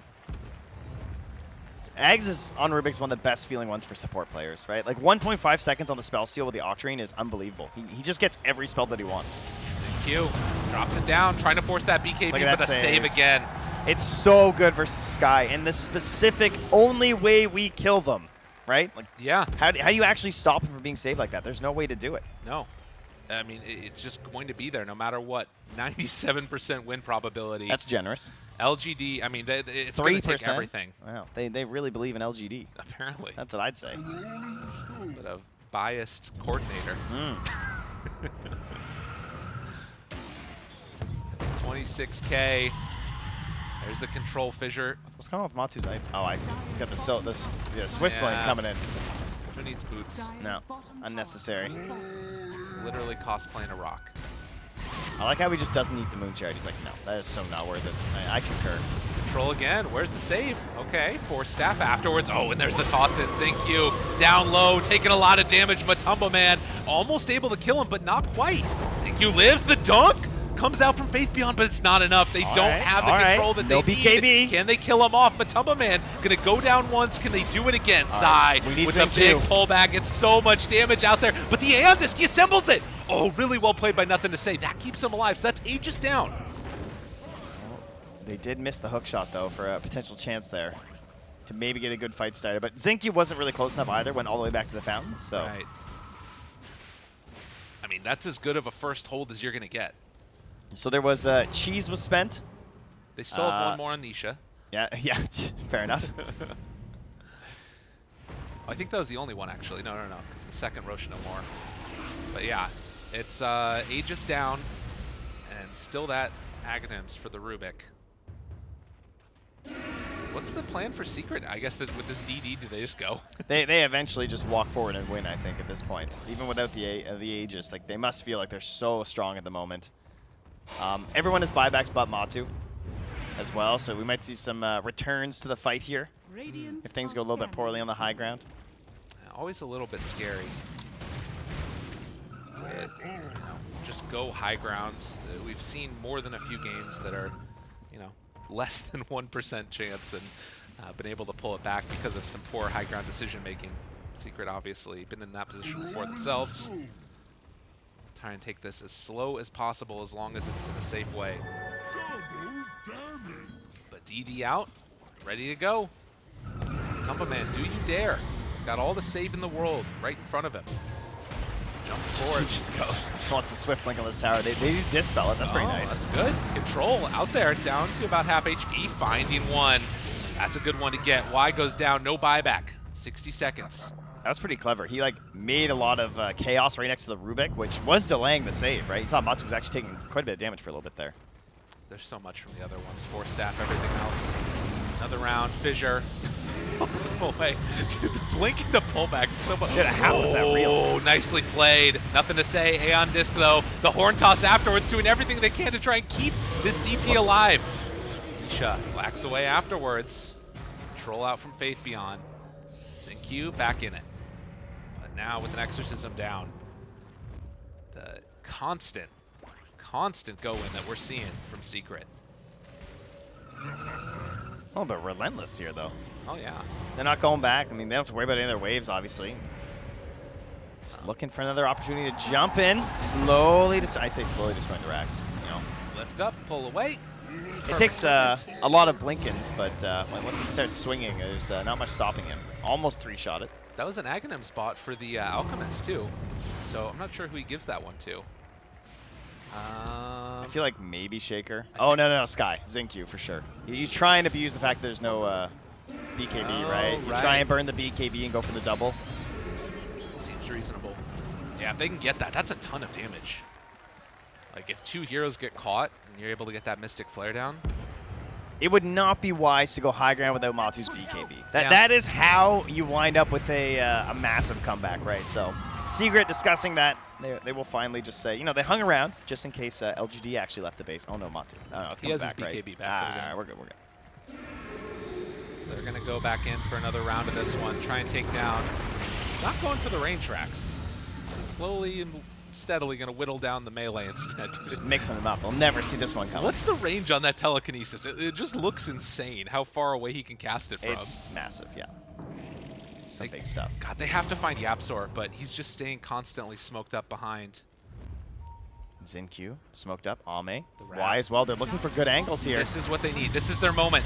The pullback in, nothing to say. Down low HP, A on disc out, but the catch now onto the Rubik, trying to bring him down. Yapzor dead. Buys back immediately. Why? Push back onto Puppey. Is it going to be good enough? They pull him back in. Zai tries to get the RP off. It is going to connect onto one. Nothing to say. Still living through this, but with the 2 supports dead, and now the silence onto Faithbeyond, it's so hard for all of LGD to fight. The stun is going to come out eventually from Ame, but they just don't have what it takes. A buyback from Faithbeyond. Nothing to say. Down very low. He too will eventually die. A big echo out, but is it enough? Nisha trying to bring him down. He gets the blink out though. The silence off to the side. Nisha running away. GG is going to be called, and Secret going to take game number 1. This one was beautiful. That was a classic. Yeah, there were certainly some unbelievable fights that shall be remembered, but it felt like a lot of this game was just like LGD trying to hold on and trying to make up for some of the things that happened right around that 15 to 20 minute-ish stage of the game. Right, absolutely. And I think that's like, I don't know, what you were talking about in the draft, that decision to ban out the Snapfire and then go for the Earthshaker and leave the Rubik in, it felt like that came back to bite him. That was a gamble. that was like they raised and then they looked at their cards again. They're like, oh no, that's a 2 and a 7. This was a mistake. Oh no, what have we done? Yeah. Turned out it was a royal flush of beautiful Rubik plays from Yapzor. Look at us mixing metaphors. That's so good. Nailed it. Nice. All right, everybody, we're going to be back in just a little bit for game number 2. See you then.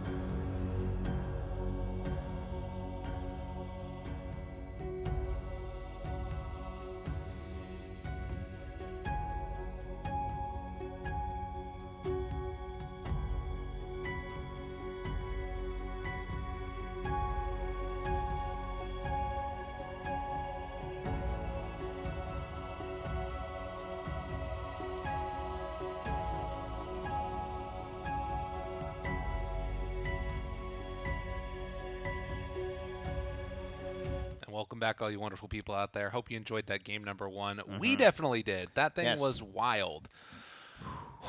God, Gotta- like collectively, we all Yeah. I think needed to take a break after that one. Yep. We're talking about it. Tell me what you just felt about like sort of what that game kind of meant as far as where we were the past couple of years and where we are now again. That was good Dota. Yeah. That was like win or lose. I felt like those are the best team fights I've watched in 2 years. Yeah. Like, it's just I don't know. You have all these expectations into a fight, and you wonder like, oh, what's this hero gonna do, and like, where should they be playing in an ideal position? Right. It felt like all the time everyone was in the ideal position. It's true. It was crazy. And on top of that, it was like sort of the individual like outplay that you saw from each player. It was just wild. Like I kind of felt like there was a moment, particularly in that fight, like in the bottom Radiant jungle, where everything was like starting to pop off, and like there were fissures being thrown out, and then players being like pulled back and forth on either side of that. Where I just kind of I don't know. It was just a whole nother beast in terms of what we had seen previously versus what we're seeing now. Yeah, I think what made that fight so incredible too is this.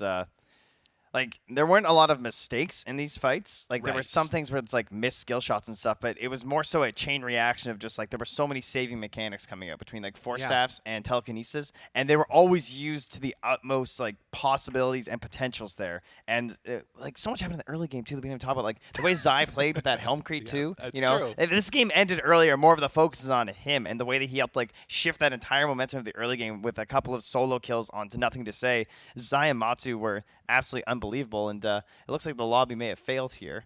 We're gonna get back into it, so Yeah. you're gonna get to hang out with us, which again they got to do in. Yeah, you're in offline mode. That's not good. It's not good. No, that's not quality. We may need Listen. some assistance here. Sometimes when Dota's so good, it just It breaks did. it all. It It just did breaks break our it. minds, Yeah. breaks everything. That's fine because there's so much to talk about. Like, Yeah, we essentially it was kind of cool though because we had like a stack of like every fight created a new expectation. You know how there's like a meta in drafting, all right? We talk about how the draft changes Right. in the as like the TI progresses, and then every single series, and then the grand final is where it really is at its peak because sometimes the teams have even played each other, and it's just a Yeah. continuation of their last series, building and changing everything. These team fights were like that, right? Yeah. Every single time we're coming with a new tool, a new save, a new force staff, a new telekinesis shard, and this mental stack starts happening with the players. And the way that it worked in this fight and why it was so beautiful was because of like all the tools that Yapsor has creates a stack that doesn't exist for a lot of heroes because he's looking for certain steals and stuff, Yeah. which then goes in the mental of every player in LGD of like, how do I cover that spell? Right. And you saw how Y tried to factor into that. You need to get back in the lobby There it is. to try and cancel it out Yapsor by like trying to hit this big hook shot, right? He's like, I gotta get rid of this Rubik. This Rubik's just this giant saving hero right now.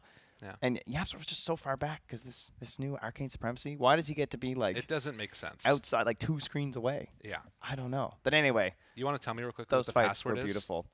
No, wow, I almost did it because I was really proud that I remembered from earlier.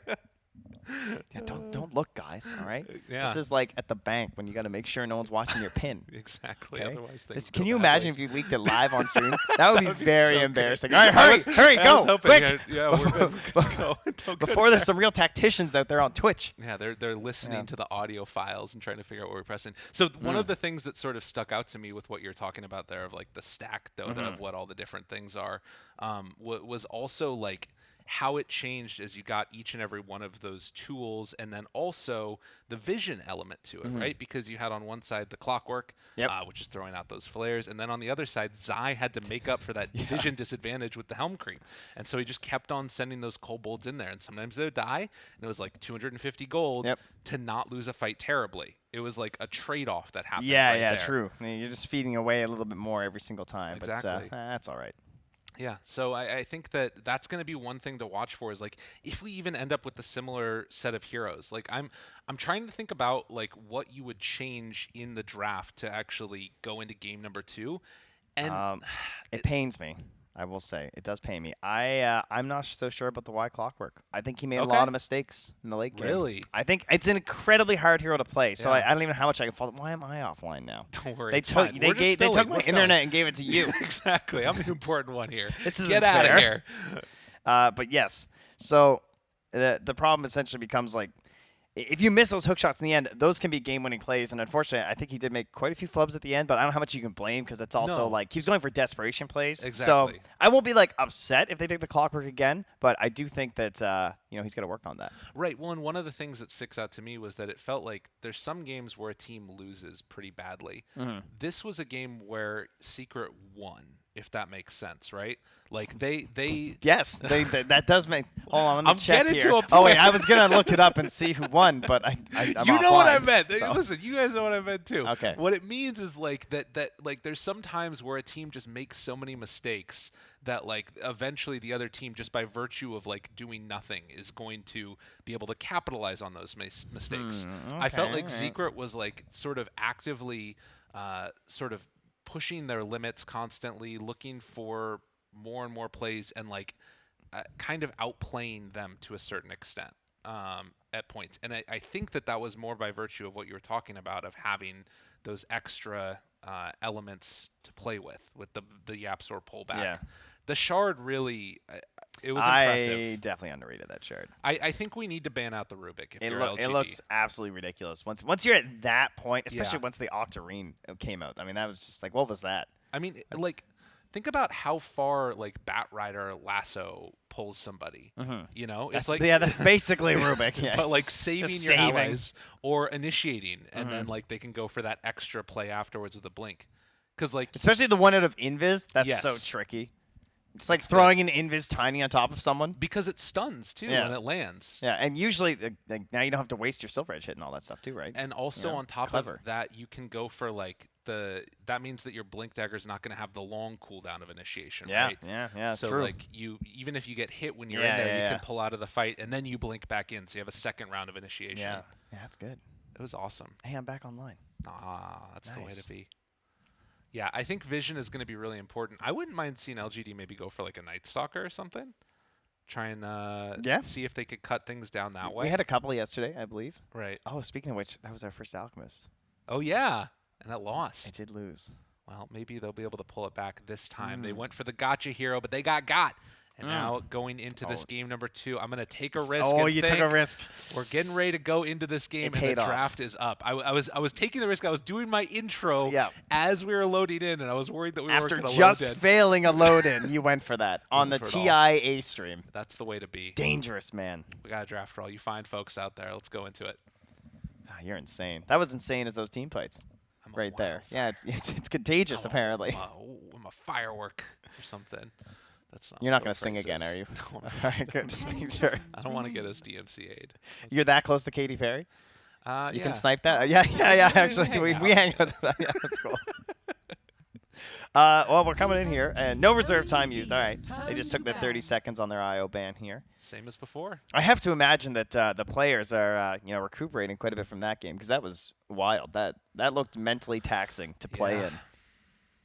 I mean, some of those games where you just get like more than a kill a minute, it really, 10 seconds I can remaining. imagine, has got to be taxing as well. But I guess you get 5 more time to seconds think about what remaining. you're going to do next because you're dead. I feel like sometimes it's kind of clowny. Okay. And in a way, it's like almost not tiring. But I feel like with how well everyone played those team fights, there was not a lot of clowning happening there. That wasn't just like, oh, we're really good at Dota and passively just like, playing like this. That was like incredible focus, it looked like, from all 10 players. True. So, IO ban, Monkey ban. Now we've got Wyvern and Tiny. So Wyvern was banned last game, but I think it was the second phase. It was second phase, yep. So now they're taking the Tiny out. This leaves open a couple of different options here. 5 And seconds I think, remaining. to me at least, I feel like the Tiny was very integral in terms of like everything that they were doing in that game. Did they decide to go for the Pango? Are we going to be going to see the... See, they just go straight for the Ogre. Dude, this is the puppy. He believes. He really likes it. This is the first time they have opened just straight up Ogre. Yeah. Very interesting. So, what are the 2-3 combos of value that 10 you could see here seconds from remaining. LGD? Of course, we've lost the IO, so no IO +1. 5 They could go seconds for their remaining. clock Death Prophet again if they want to. Right? That would be the third time they've done that. Okay. So it would just be another tool PSG.LGD. they like. But we're going a different direction here. We're going to go for the Tide Hunter and the Snapfire. So main season, there was a lot of Tide Mirana, I feel like, across the teams, especially in other regions. But LGD, they're much more about the Snapfire. So you feel like this is Zinq? He's been the best Snapfire so far at Yes. this tournament. I think, well, I haven't From seen what we've that seen, many of his yes. games here, but 5 like leading up seconds to this remaining. tournament, I thought he was the best Snapfire for sure. Okay. And I think that this is it's definitely a Team different Secret's like turn to bat. route to go. Oh, but they leave in the Rubik, and yeah, Yapstor's just gonna. They got to be like, oh right, Tide Snap. Why did we just do that again? Yeah, I mean, they knew that this was going to happen, so I feel like maybe they've got an Turn to idea of bat. how they want to try and punish him in lane or something. That's the only thing I can think of. Or maybe they just, pick heroes that don't have spells, the all passive heroes. It just worries me because there's so much of the pool left in there that now just doesn't exist for you. Team Secret's Yeah. turn to bat. Like, yeah, there's just heroes that I just don't want to play now. That's always been an issue with Rubik and Nyx Assassin. And sometimes you just have to be like, oh, we're still going to play Mag or whatever. Right. No thanks. Not versus Yapstor. Some players you'll get away with that. I'm not picking any of the big 10 Rubik heroes seconds versus the Yapstor Rubik. 5 Well, they do seconds have remaining. now the ET band out, as well as the Luna. I think ET PSG could have been a really good answer. That's the type of hero that I feel like would be nice to try and shut down his game. These heroes that are big and brawly and can punish maybe a little bit of a weaker 4-position laner. Now, I'm just going to throw it out there, but Tide Snap is just like, it seems like the most obvious synergy that I'm surprised it hasn't happened 10 before. I remember this hero seconds came remaining. out that once they shifted the 5 shots to be the seconds minus remaining. armor and the way that it functions now, these two just instantly became a good duo because it's a whole game combo. If they lane together, you have double minus armor with physical damage on the anchor smash. That's going to be good. You have Ravage into kisses later in the game. That's going to be good. Team Secret's Cooking a turn to Tide is bat. also just great at pretty much any point in the game, right? It can Yeah. be a save when you're dealing with like break problems like a Viper, or just even something as simple as a Silver Edge. You just need to buy a little bit more time for the Tide, right? When they're trying to focus down. It can be Yeah, a follow-up after the Ravage, too. Yeah, all we needed was just 10 some time. seconds And remaining. now we've got the beautiful duo here. They both have really 5 big seconds mouths on remaining. the They screen. really too. do. Giant Turn to head bat. duo. I like that. Well, they ban out the Invoker now as well as the Bloodseeker, so that does kind of signal. I mean, the main thing I think of is Pango. Yeah, when you see the Bloodseeker for sure. Pango and Slark, right? Yeah. Those are the two heroes. 10 seconds remaining. Do LGD want to ban him out? It was banned in the first phase last game, if I'm not mistaken. Is 5 that true? seconds Or no, remaining. that was The Pango? Yep. Spirit. Yeah, no, it was banned out. Okay. Yep, Secret Bandit. Thinking about taking it themselves. It's almost like they're trying to bait LG. Hey, Yeah. you guys want to pick Pango first? Huh? Yeah, look, we banned the Bloodseeker. Go ahead. That's great. You know what's Take it really out. good versus Pango? Rubik. Yeah, So, you're not wrong. You That'd know, be cool. like, this is the issue. yeah. You've done this to yourselves, LGD. You gave it to him again. Although, again, I can't fault them that hard. I don't know if you first phase ban Rubik quite yet. That seems a little excessive. But you got to at least respect him a little bit more, I think, with your first two picks. I mean, the monkey and the tiny bands are pretty hard to say no to. Yep. And getting Rubik in the end of the first phase too. They banned out the Pango too. They're like, yeah, we have to. Yeah. Like, Ooh. okay, here he is. I have a theory, ladies and gentlemen. Tell it to me. Everyone ditched Chen at the last couple tournaments because they just didn't want him to get touched. Okay. And he still got a little bit of a nerf, too, even though he That's wasn't right. being played. Because he's still good, all right? Stack meta's gone, whatever. Yeah, I 10 know, seconds OG, remaining. European qualifiers, stacking like 15 camps a game. Most of it in the first, 5 like, seconds 10 minutes remaining. with Chen. Still pretty good to do with Tidehunter Still in the strong. game. That's right, yeah. Can farm those stacks very easily. But can This- also be a bully. This looks like the OG lineup, speaking of which, where they then went for a Clinks. Very Okay. similar. In fact, well, it wasn't a Chen, but it was the Snap and the Tidehunter, I believe. Okay. Because it's, just some stack Dota, though. When I think of farming stacks, we're talking about Clinks. We're talking about, obviously, like some Sven, but he's being banned out right now. Some Medusa. Secret have played that. LGD, I don't think I pulled that one out quite yet. Using a good amount of reserve time here for Secret for this third pick now. I mean, this is obviously when you start to reveal the integral parts of your drafts. Like Ogre, Rubik can kind of fit into whatever. Issues I see is they haven't banned out the Faceless Void this time, and that is also pretty good with the Snapfire. That could be maybe a pick for LGD. Do they Alk here afterwards Team for LGD? The Secret's gold turn Shen to Alk? pick. That's still a They thing? stole it. Okay. Interesting. Wow. So they were anticipating that Clinks that you were talking about Maybe. I don't know. from LGD, I'm saying. No, I know, but like, is that really worth it to just like to steal? 10 seconds. Yeah, I'm remaining. not sure. I think that they mostly just won it, I guess. But Okay. yeah, it could be a case 5 of like, oh, seconds you know, it'd be good for them remaining. clinks. Oh, you'll be good for us clinks. You Yeah, know, that's sometimes true. that just happens. We were talking about this on the panel the other day that like it's a little bit weird with Clinks and Bloodlust because you're obviously using the barrage more, which doesn't really impact by Bloodlust. But the thing that's kind of nice is that you can use the movement speed still. And I think Clinks is definitely a hero that can use a lot of that sort of jumping in and out of the fight and keeping distance, kiting people away. It's not often that we talk about the movement speed benefits of Bloodlust too. And this should probably be, I don't know actually, probably a 3. Probably want less chances to, because then you have the opportunity to flex the clinks between the mid or the safe lane. Okay. Let's see. Oh yeah, there you go. A little even more flex. This could even theoretically be a mid Doom, and it does give them a tied answer, which we haven't really discussed. They have the Rubik, which is one sort of a situation versus a Tide Hunter, but you know what's better than stealing Ravage is just killing Tide before he Ravages. Why not? That's even better. So 10 seconds. they'll try and go for the Doom to ensure that Kraken Shell won't be an issue. 5 seconds. I feel remaining. like Chen is a cool answer to Rubik too. We didn't talk much about that just in general, Yeah, but in true. the laning stage, it's annoying. Yeah, and the whole game, there's not really a good steal for Yeah. Rubik. You're not that, unless you somehow get Hand of God or something, but Right. that's probably not going to happen. Well, Doom. One thing that is definitely missing from the secret draft right now is a type of vision hero, but we might end up seeing Zai go back for maybe a Helm of the Dominator again. It feels like he just likes that item a lot. Don't know how likely that is, but we'll see.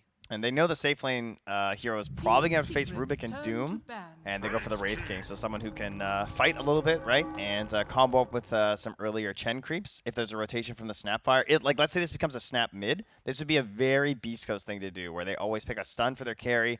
The Snap just TPs at level 6, and you get a free kill on the enemy offlaner, and also 10 works with the seconds Agnums really remaining. well. Like, this Snap getting an Ags would be really good this game. 5 seconds. Between remaining. Wraith King and Tide Hunter and sending those 2 heroes, that is very powerful. Not a necessity, of course. Doesn't mean we have to just like, oh, this has to be Snap mid or it's bad. But the flex option is there. Could even be a Snap 3, theoretically. We could see like a 4 Tide. That's Yeah. very doable. We've even seen mid-tide. I think that much more often what we're seeing now is people just sort of allowing there to be a lot of flexibility between the lanes no matter what. And that juice being such a high priority, particularly with this last pick here. I think they get away with the Lina. Probably I would ban if I Okay. was LGD. Because like Silver Edge Hero versus the Tide Hunter, as well as just like they have some decent beefcakes. Like it feels a little bad to have Clinks and Lina, but I could also understand why they do it. Because they have Ogre and Doom. So you can be like a little bit ahead. Banning out Turn to TA. ban. And then the other hero, of course, is just the Queen, right? Same concept we discussed in the last draft. Queen of Pain, Lina, they're good early picks. They're always pretty much going to be good throughout the drafting phase when you have the opponent like countering you on this last pick. It feels like also setting up for that Lena pick with the TA 10 ban here. seconds remaining. We'll see if LGD decides to take that one away from them. I don't know if there's anything 5 else that's seconds more remaining. scary. I mean, Clinks is just such a weird hero right now to sort of Ooh. understand that. There it is. They ban it. Ban. Oh, well, they banned it themselves. Though. Yeah. I feel like I kind of thought Secret might want it. Oh, I that's do. a I good definitely point, think. yeah. I think Secret looks even better though for LGD. Sorry, I think Lina does look better for LGD than it looks for Secret. Because Secret again have that like Clinks Lina issue. Right. They have no backliner like LGD. They have no one who's like 10 sitting in the back and just seconds throwing remaining. out damage. So one of these like ranged heavy damage heroes would have been really 5 nice. seconds remaining. And they might even still go back for it for sure. I wonder if that was their thought with the TA ban too. They're like, we don't want to play against that. We'll ban it, and maybe they'll ban Lena. Yeah, could be. I think a Nisha Puck could be okay here, just because I think getting into fights is still a little bit tough for them. Like I wouldn't mind a Spirit Hero here for Team Secret now that we're at this point. Yeah, I'm wondering like if they have enough damage at that point. But that's what I was saying. Where like Clinks is so weird. Where this hero, if they get to the stage that you sort of know Man can get to, can really take over the game. Wondering if the Puck is sort of would leave them with not enough damage through BKB. At least if they're early going, but they probably can deal with it. That would have been a kind of scary Leshrac game, I have to say. I know Secret have played it already, but running into these heroes, that's a 10 lot of like seconds cluster remaining. damage I see for a Leshrac hero. But either way, they don't want to deal with that. They don't want to deal with their 5 towers seconds perhaps remaining. melting on the earlier parts of the game. PSG.LGDs And are welcome. not a Spirit, not a Puck, but the other option, the classic, the Kunkka, right? Another potential playmaker here. Yeah, let's go SF or DP. Last pick. SF sounds hype. That would be DP sounds sick. better, but SF sounds hype. Dude, it's good against Kunkka too. That would be fun. It's okay versus like Doom and stuff too. Like it's like you get Doom, you're like, it's all right, you know. I'm just gonna hang out. It's fine. I'm just gonna keep swinging. Oh, alrighty. That's a ranged annoying hero. Interesting. With the combination of the Chen creeps too, so he's got some utility for his TPs, right? I feel like this is a classic too, isn't it? Nothing to say, Tinker. It's about to be. Yeah, that's for sure. Right? After that last game, if it's anything similar, it shall be a story tale to tell. And I have not got to see a Tinker at TI yet. No, me either. Finally, this hero obviously very scary in pubs. Most recently, it's offlane Tinker all over the place, but mostly the mid too. And yeah, we're kind of an expected one. Everyone's sort of wondering, how's it gonna do?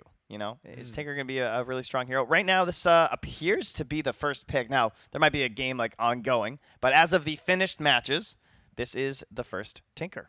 So here we go. Well, no pressure. There's nothing to say. Didn't go so well for the Alchemist when you guys brought that out for the first one, but maybe this one will be a bit better. We won't talk about that. That's fine. They put up a good showing in that game. You know what? We'll give it to them still nonetheless. They won in their hearts, but they didn't win in the actual tournament. No. But yeah, game number 2 now. Secret facing off against LGD. And a Tinker getting picked together with Chen thrown out there. We've got ourselves a Doom and a Clinks on the other side. A battle of what is the most broken heroes in Dota 2 happening. Oh, wait. Incoming report. Yes. SG Esports victory with Tinker. They have played a Tinker as well. A 53-minute game versus Fnatic. Wow. They took the victory. Interesting. Wow. Spoilers. That is all right. My bad. But that's fine. Spoilers were not enabled. I didn't see the button clicked. I'm sorry. That's fair. Immediate smoke out right there as well as we get ready. A massive amount of tips going on right now. LGD tipping Yapsor and giving some tips back to XinQ. Love to see it. Have fun. Have fun. I'm dead. So we do have the double smokes out right now, heading in towards the mid lane. Will they run into everybody as we have some more cheers coming in? Oh, the crowd's going wild. They're ready for the action. That's Nisha, Nisha, look out, buddy. You came to the wrong neighborhood. He's going to get beaten down to death. The crowd appreciating that. XinQ going to draw first blood. Definitely not the way that you want that one to start. Would have loved to be able to give that, I think, over to the Tinker for the first blood, but XinQ will use that extra bit of gold to get off to a hot start. Now here is something interesting, though. What's that? Is that we're on the same sides again, aren't we? I think so, yeah. Ah, interesting. So we were discussing yesterday, at least, for our games, it has been always someone favoring Radiant and someone favoring second pick, right? Hold that thought for a second now, as favoring one of these two sides, Ame's actually going to be able to force him back. And this is going to turn into a stun, and LGD get 2. Huppy also in some trouble, moving over to the side, nothing to say, gets him brought down. So finding 2 quick kills out of the gate is LGD. They're not messing around this time. All right, well, Dire Side gives them 2 kills again here, so they're, yeah, apparently either they were happy to stay with that side. That's very interesting. So it's the first time this has happened. The other thing that's interesting here also, 3 bounty runes, 2 kills. LGD is, yeah, definitely getting what they want. And this is going to be a double wave here. Nisha able to pull this one back. So nothing to say. Already trying to pull the creep wave back underneath this tower before the double wave comes in. I will say overall, I feel pretty good about the Team Secret lineup. Obviously it's easy to say when they just won the first game, but I don't think this Tinker is like a massive gotcha. It's not like they're like lacking a lot of stuns or disables or anything. They have some tools that are very scary, like a potential Doom. Tinker has been pretty frustrating lately because of the addition of the Defense Matrix as a basic skill. Doom don't care.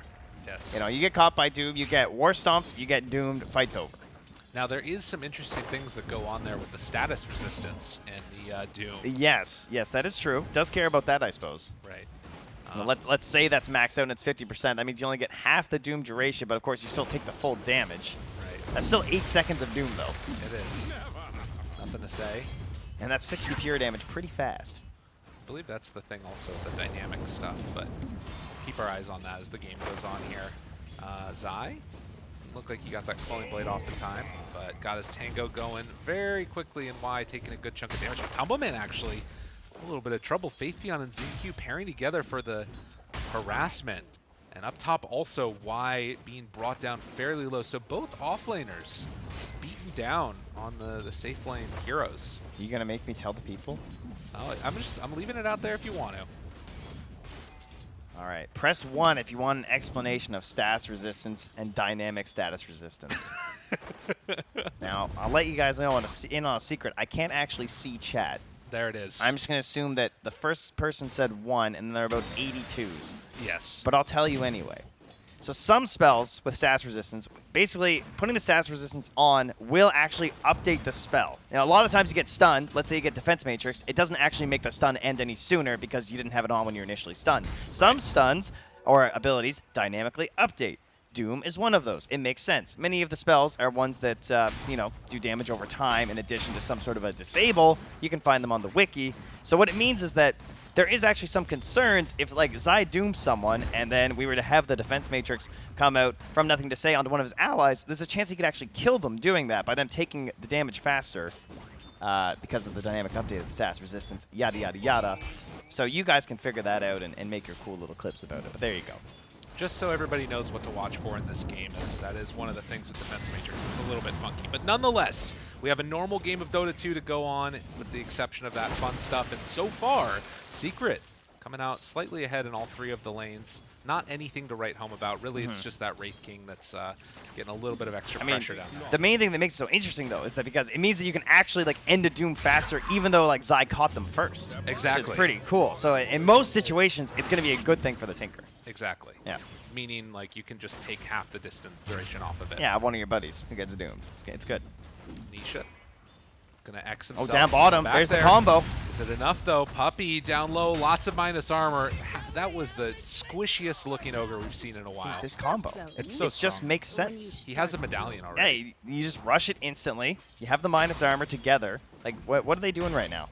It's level 1 -3 from the Tide. Then you get yourself a medallion, so you're already down to 8 minus armor, and then you throw on top the little shredder.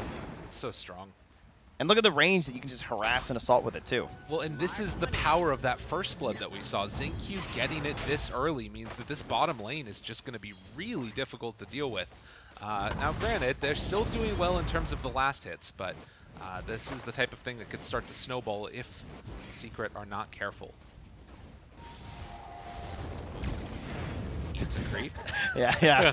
That's a little annoying. There you go. That's okay. Just grab a Heartbeat. That is a great hero to get, though. Why? Throw out the Chain Lightning. Punches down. Comes in. Oh, that Fairy Fire. Oh, Not enough. And they head out of there. And down bottom again. They find a kill on Matumbaman. So, I mean, this is what we were talking about. Like, the CS looking good, but the power of that medallion early, it's dangerous. And Nisha finds the X on a nothing to say. Gonna drop that boat. Oh, the mischance meant that he couldn't get the Tidebringer hit off. And now, Nisha thinking about dumping it under the tower. They're actually going to bring in this Chen. Gets multiple denies. Care. Oh, and the torrent! Chase down, looking for the finish. They get the stun off from the Yapzor land. Gets the kill. Yapzor will end up falling. But Y is the only one that gets the benefit from that one pretty much. And just like that, a nice kill onto the Tinker. Wow. I mean, it was just like, he's like, all right, well, he's obviously hiding the trees, waiting for this bottle handoff, right? Like, Yeah, and, like he's going exactly. to try and fill them and then give them the bottle. They want the value. Massive punish because of that. And now Y, it's like, oh, well, I guess I'm the mid now. I have the bottle. I'm hitting creeps. True. And, well, he'll get a fresh one. Imagine if he got torn again and that bottle like was empty or something somehow. That would have been so sick. Oh, that would have been amazing. Nisha, very strong, and they are bringing in this Chen creep. Oh, I hate this. This is so good. Hate as the Nothing mid to laner. say. I Oh. love this as the support player. Oh, if they can make something happen, he's too strong. Yeah, nothing to say with the full mana pool. He's chasing. He's zapping. Oh, Nisha. He's got the creeps, though. Yeah, too deadly. And nothing to say. I mean, this Heartbeat literally just salvaged that. That could have been so much worse. Look at the damage on Matumbaman. XingQ on a killing spree. Level 5 at 6 minutes Yeah. on a Snapfire. And Puppy's like, oh, I got the bounty, guys. You know, 'cause he can't really do anything. And No. if you as Ogre can't contest the offlane like this, that's a massive problem. You know, we had an Ogre in one of our previous matches where he kept dying. Yeah. Just kept like running into them the whole time. But it was good because his carry was still farming. I mean, it was one of those things where we said at the moment, like, oh, it makes sense. You know, nothing to say would love to have gotten that hit, but look at this damage. Oh he my actually God. just melts. Dude, this is XingQ's game. Like, literally, he's going to win this for him if they're not careful. Like, I don't know what you do as Secret at this point, but this Snapfire's out of control. How rich is he now? He's actually the same as the Clinks. Yeah. But more than that, it's going to be the levels here, too, right? Of like, course, that yeah. level 6. Dude, he's almost 6. It's crazy. What?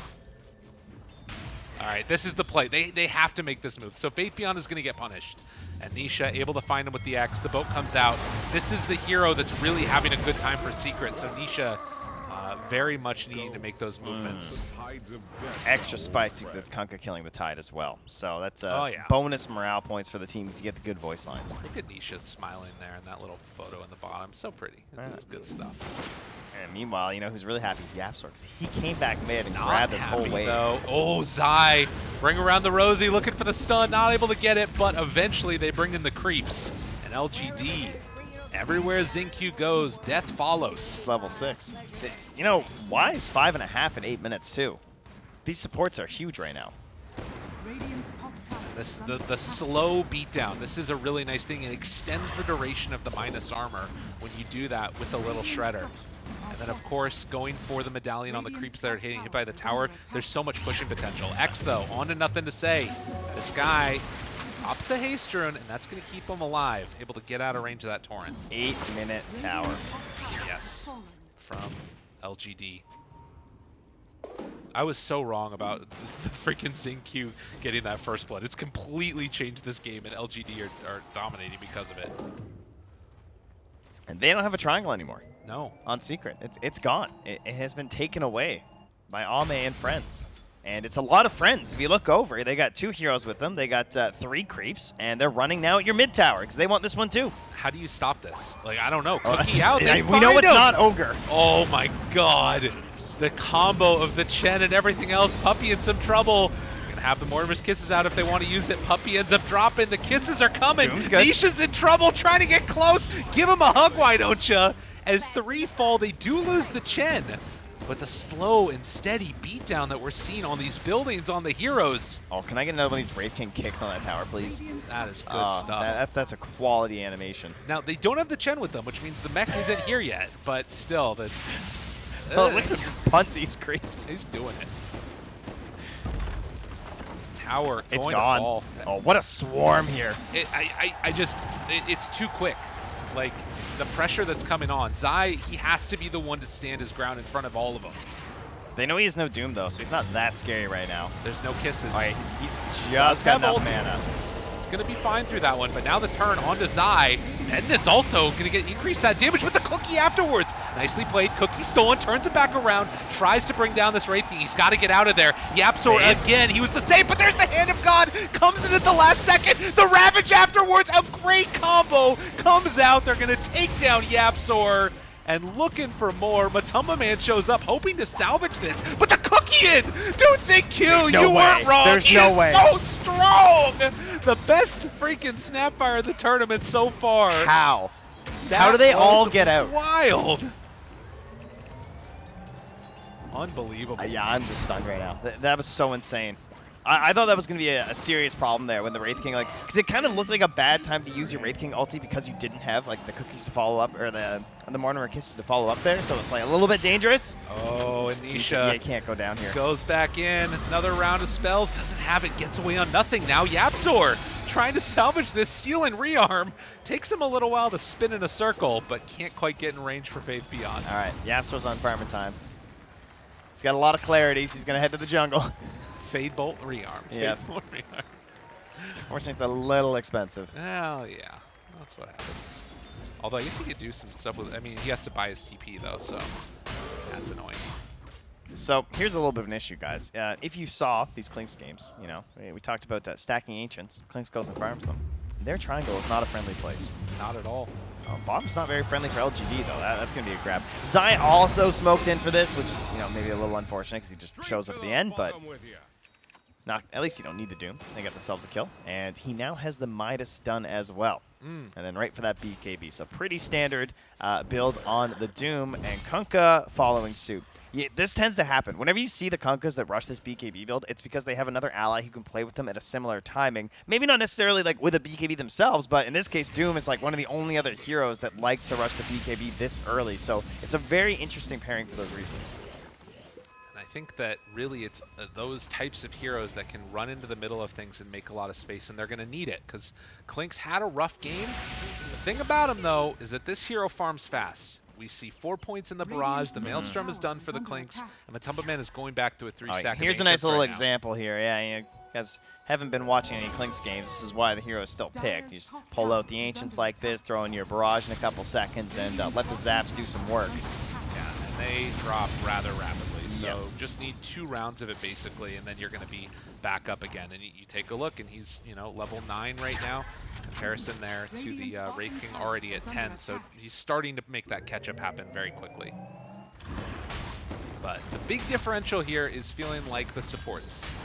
Xingqiu has that medallion done, is keeping this pressure on with the Chen creeps and everything else, and LGD now 2 of the tier 1 towers taken and a 3,000 gold lead for them. And that mid is just, it's so low right now. Yeah. I feel like they can just straight up rotate there from that bottom tower after taking it if they want. There is good vision in this area of the map. Does get dewarded. Oh, does he get the gold? Oh, he just got it for him. Disappeared. The value century. Well done. Is under attack. Made it happen. Dire's middle tower is under attack. Yeah, it's going to be... But yeah, just run mid. I mean, force fight, have Ravage, team. I don't know if Secret's even going to come. I don't think they can. There's just no way. I mean, I think they will. I think they want a Doom fight. Radiant's middle tower is under attack. They're going to be able to do anything here. Tuppy moves into position, but already the tower is basically just down with the skeleton. So yeah, Secret, they're going to leave this one alone for now. But come on in and contest the farm. Don't give Matumba Man anything. You know what's not fun? Getting double counterpicked at the end of a draft. It's true. That's not an enjoyable time. Doom, Wraith King. Kunkka, Tinker. Tinkerman's not quite as bad. That's more of a game counterpick, I suppose. But, whoa! That's a big old army of creeps. Oh my god. Rubik. In some trouble there. Does get doomed. Still going to chase him down and kill him. Wall doomed. Faithbeyond does not care about Zai all that much, and now Pup moves in as well. Gonna be brought down low. X Torrent done. So they do manage to find themselves a tide kill. That's a very important one for Secret. Yeah, so I tried to go for the save by stealing the Chen steal, but then Chen just took the creep right back. Yeah, it works.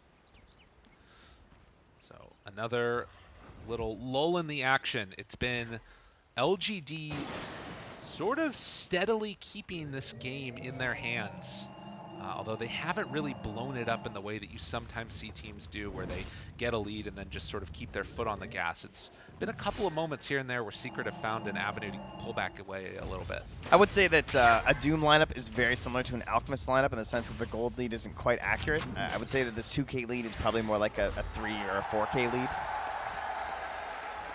Doom tends to be a little bit inflated compared to usefulness, unless you make plays like this, that's for sure.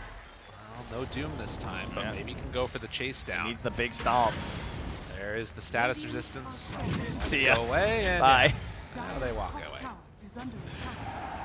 Team's just TPing like, nope, not our mid.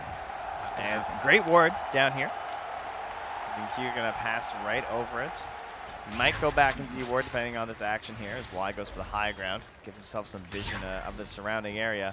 And Yapsor actually still hanging out down here.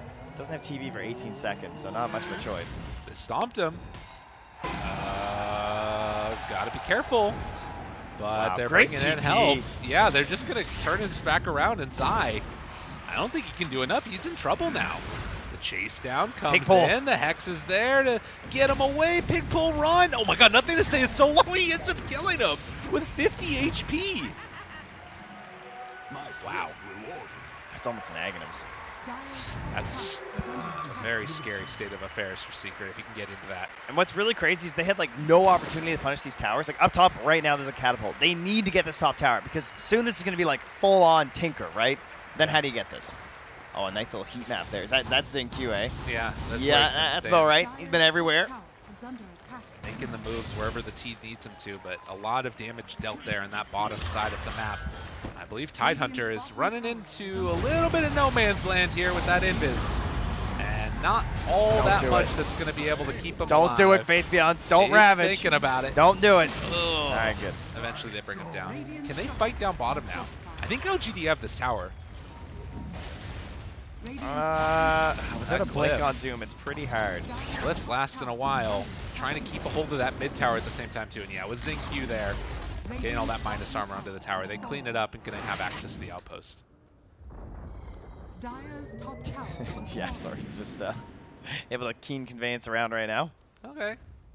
Smoke coming in from LGD now. As they will try and head towards the north side of the map. Nisha is already in here, has the BKB. It's not going to be an easy kill if they tried to go on him. All right, they need to be Oh, but concerned they're gonna with run into LGD him. right now. Nisha. Zinq spots him. Oh, this is bad for Nisha, though. Just get out and don't waste your BKB, because like you have a very, very strong timing coming right now for Secret, right? And that they should be very concerned about for LGD, because it's going to be triple BKB first item for Secret. Okay, maybe not first for Matu, he doesn't really count, but he's a carry, so yeah, it comes out relatively soon. They want this Roche before they want to make that BKB fight happen on the side of Team Secret, and it looks like they're going to get it because of all this minus armor. They're seeking it away pretty quickly here. Yeah, going even for the Deso on Ame. Oh, well, I say that. Yeah.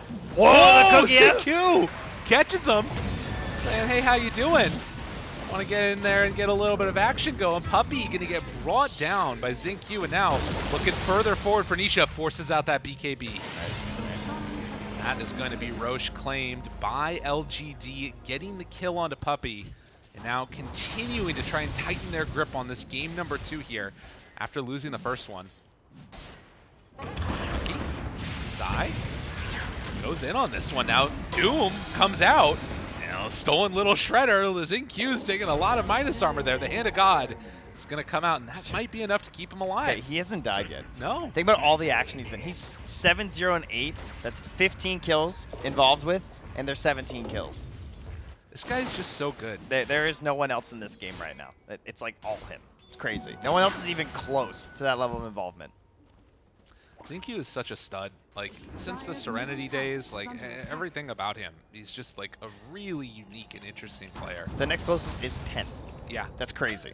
It's nuts. Absolutely ridiculous how active he's been. So, 3,000 gold lead. And with the Aegis in hand, how does Secret try and stall this one out? And likewise, what do you think LGD's sort of goal is going to be for the next couple of minutes with this this Aegis in hand? I think that despite this game feeling really good for them, they're not out of the woods yet at all. Right. Like, I actually think these BKB timings are pretty scary, because then I think the fights are harder for LGD to force, and then your net worth starts looking a little bit weird, because it starts like going all into the Tinker, and sometimes a Wraithian can struggle to keep your own net worth up without like really suffocating all your other allies. So they just want to keep forcing fights right now. Try and really utilize this Aegis, and try and force bad BKBs. That's like the dream to me at this moment. Well, Atheon moving down here bottom. Seeing if they can find somebody. There he That is. ward has had so much value. Like, it's done so much for Secret. There's the wraparound, but not going to be able to find him.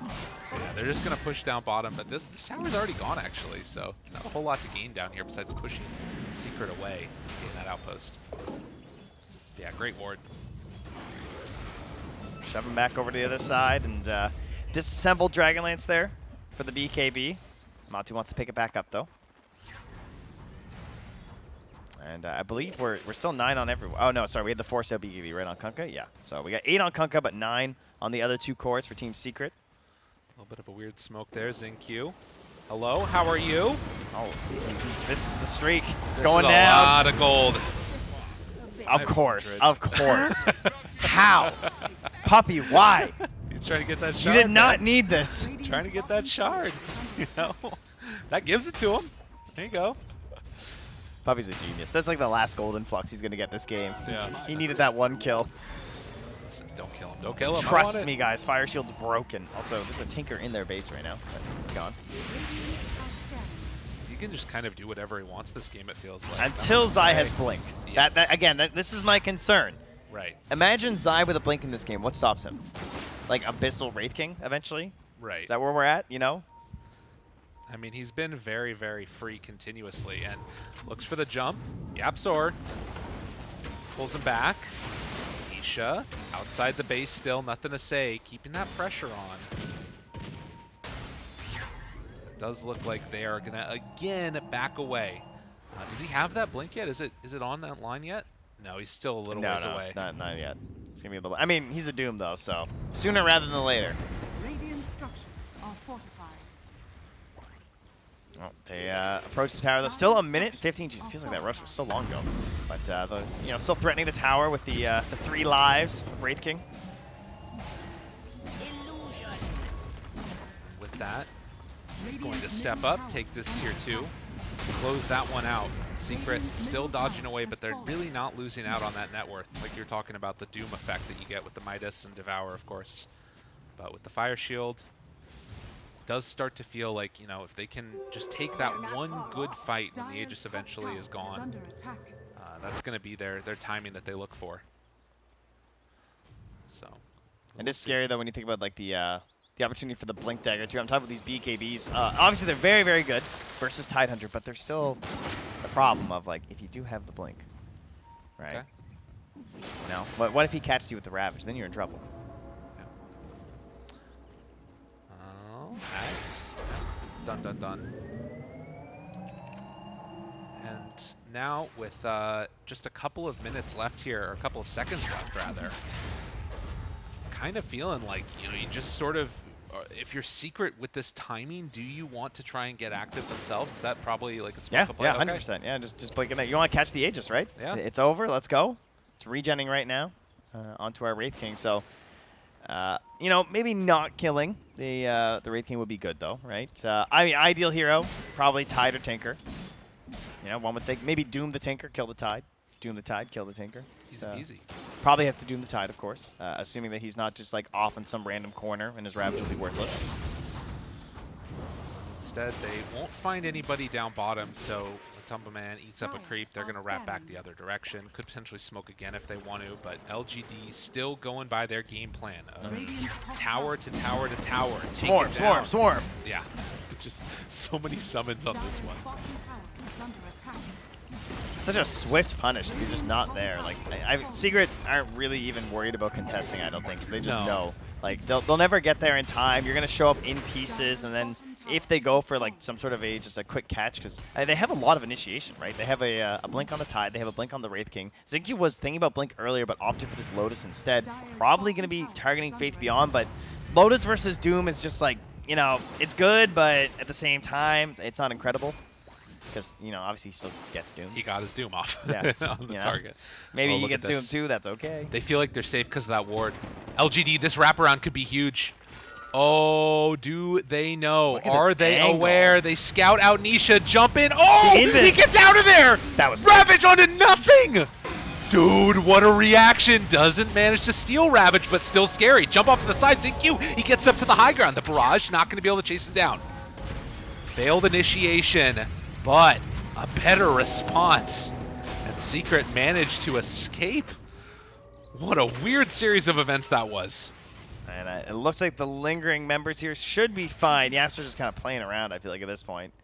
Oh, man, that was their moment for LGD. That was a sick invis. Nisha, whew, he was ready, that's for sure. I saw Puppy turn around and give him the shield. Wait, look at this guy. Dude, is there a play Dude, here? look at this guy. Oh, he almost got him. They were looking for it. They couldn't get the lift in time. All right, he's on some stuff right now. He's feeling himself. That was so smart. Yeah. I'm so sad that didn't work. For the content. Throw for the content. I've heard of that Can you help us out here? Nothing to say? Man. Yeah, BSJ was talking to me about it. He said it's actually the only reason he's not #1. He just throws for content. Can you believe that? What he does for the community? That's a serious sacrifice. It's the only thing that makes sense. Yeah. No other reasoning I can think of. Yeah. Wow. 4,000 gold lead now. So LGD managed to gain a little bit, but again, that's not really the most important part of this one. Nisha again moves in, hits the big one. Stun afterwards. Is it going to be enough though? He's broken. He's stunned. Pulled back in. Boat down afterwards. Nisha chasing, wanting to do something with this BKB, but the jump comes forward. Well, remember, Zai's holding the Doom because he knows there's no Ravage, and he knows that Lotus is there, so he pump fakes in. Well, Doesn't want to get doomed himself. weird fights all around. Zinq throws out that little shredder. He has to be careful, though, because once he sees that Lotus on someone else, Zai is very ready to jump Zinq. They know how important he is to these fights. Again, just heads on back home, throws the defense matrix out, and ready to go again with nothing to say. 17-8. And LGD, they can just sort of park it down here, and then the Tinker can push out these side lanes. So they're trying to hunt now on Secret. They're hoping that a Tinker is going to TP down bottom, waiting to set up for him. Such a stark difference to game one, where we talked a lot about Zai and Matsu, but this game, not mentioned so much because Zai and Matsu were so active game one, trying to create plays around the map and advance the agenda of Team Secret. Now Matsu has been quietly just farming away. You know, ever since they lost that top tower, there were some concerns of his farm. It was a little bit slowed down. He's not the mega accelerated Clinks that we saw from OG. He wasn't given like quite as much space early on by actions across the map, but I would say that he's done a very good job considering the map's state of getting this much net worth. They lost their towers very early. And he was getting bullied, like super Yeah, hard. his lane was rough. So like the fact that he's been able to come back and be top, whoa, hello, Puppy. They was not expecting that one. No. He just came out of nowhere. Oh, Zai's going for the classic lurk spot right now. Okay. I mean, they have to come and deal with this, right? Like, tower's dead. It's gone. Pulls him back in that much closer. Don't think that he cares all that much about it. The cookie follows from ways away, but Zai jumps in, finds it. Oh, the Doom turnaround there. Nothing to say he's going to be there with the defense matrix. Tries to get off on his buddy. And Ame still standing tall, walks forward, finds himself the Kunkka, and now the Hex out. They're able to connect onto the Clinks, tries to run away from it, but it's not going to be enough. The chase down, triple kill, nothing to say. Zinq's insane. He hesitated. He held that Lotus Orb on purpose, because he knew that he was in this like mental battle with Zai of what was going to happen with that Doom. Oh, and he man. put it on like right before the Doom came out. He was like watching the arms of Doom before he threw that thing on there. This guy's good. Knows what he's Turns doing. out. Unreal. And now they've got the Ancients. They're running down the lanes one by one. A very, very close game number one has turned into the last couple of minutes just snowballing ahead. And they still have Ravage right now. Yeah, they're ready. They're perfectly fine. So a 15K goal lead. Double Racks comes out.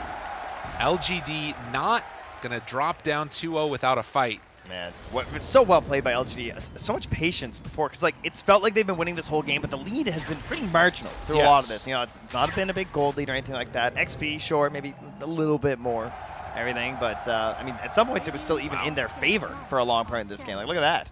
Yeah. You know, it was not so bad, but they had to wait for that one perfect moment. They found it.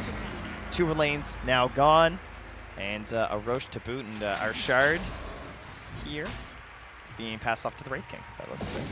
Make sure that he's just going to make that reincarnation happen no matter what. Or maybe, yeah, I don't know. I didn't see that. It's interesting, right? Because like Puppy's the one that, excuse me, Puppy. I'm so used to saying freaking Chen. Y is the one that's sort of been able to eclipse Zinq in terms of net worth, but this has really been Zinq's game. And he has made so many of the plays that just allowed them to propel into snowball. Into I've spent 30 minutes talking about him. I don't feel bad about it. That's fair. Pretty sure that's the correct person to talk about this match. So a 17,000 gold lead now. And Scotty done. What do you have left in the tank secret? It's going to be a tough one, trying to hold off to this last lane of racks, particularly when you have a Tinker that can keep those other ones pushed out so continuously. Best chances, some crazy skill from YapzOr. Unfortunately, in this game, it's pretty much limited to like the right. Whoa! He's waiting there. That's a play. It's ready. That's a play. Oh my God! Yo! All right, that's what you needed. Big play, YapzOr. Lurking in the trees. He did that way too many times. Yeah. You know, he kept getting away with it, and YapzOr just like, no, not this time. I will lurk in that spot that you've been going to constantly. LGD is still going high ground. Oh, the hubris, the hubris. They buy back on the Tinker. You can't afford to lose this guy. Now the kisses come out. Big old break, punch down, and Wraith King gonna die once. A lot of damage dealt by Mortimer's kisses, but the eyes on the prize. LGD gonna try and clean up. He's in there again. Dude, he's so crazy. He's out right in front. He has no fear. No. Nothing to say, not afraid. Jumps in, Ravage comes out, big old catch there. Do they have enough damage? It looks like it. YapzOr tries to back away, but they don't have a whole heck of a he gets the blink off. Nothing to say. Able to escape. Dead on Clinks. Dead on Puppey. And with Mega Creep's boot, that's going to be GG.LGD tie the series up. Beautiful Dota. Both games here from these two top teams. Perhaps expected that it was going to go 1-1, I would say. And what a show they put on to bring us that. Secret still, I would say the underdogs, obviously, with how well LGD have been performing lately. But as Secret, no, it does come at a cost. Right? Of being good. Everyone watches your games and stuff, so perhaps Secrets, obviously game 1 especially, went very well for them. They looked a lot like LGD in game 2, right? Where it just felt like you got a lead and you just kind of carried it through and you didn't make too many big mistakes. Right. LGD almost flawless this game. Excellent advancement across the map. I feel like their map movements and the way they moved as a unit and just like quickly took an objective before there was any chance to counterattack was very well done. I was really impressed, and I think that game number 1 is going to be the more memorable one, but this is the type of game that like you want to win in that fashion if you're going to be one that tries to take like all of TI. And coming in as the favorites, you want to see that if you're an LGD fan. So still a lot more Dota to come in just a little bit. We're going to come back with our second series of the day, but for now, to a quick break. See y'all afterwards.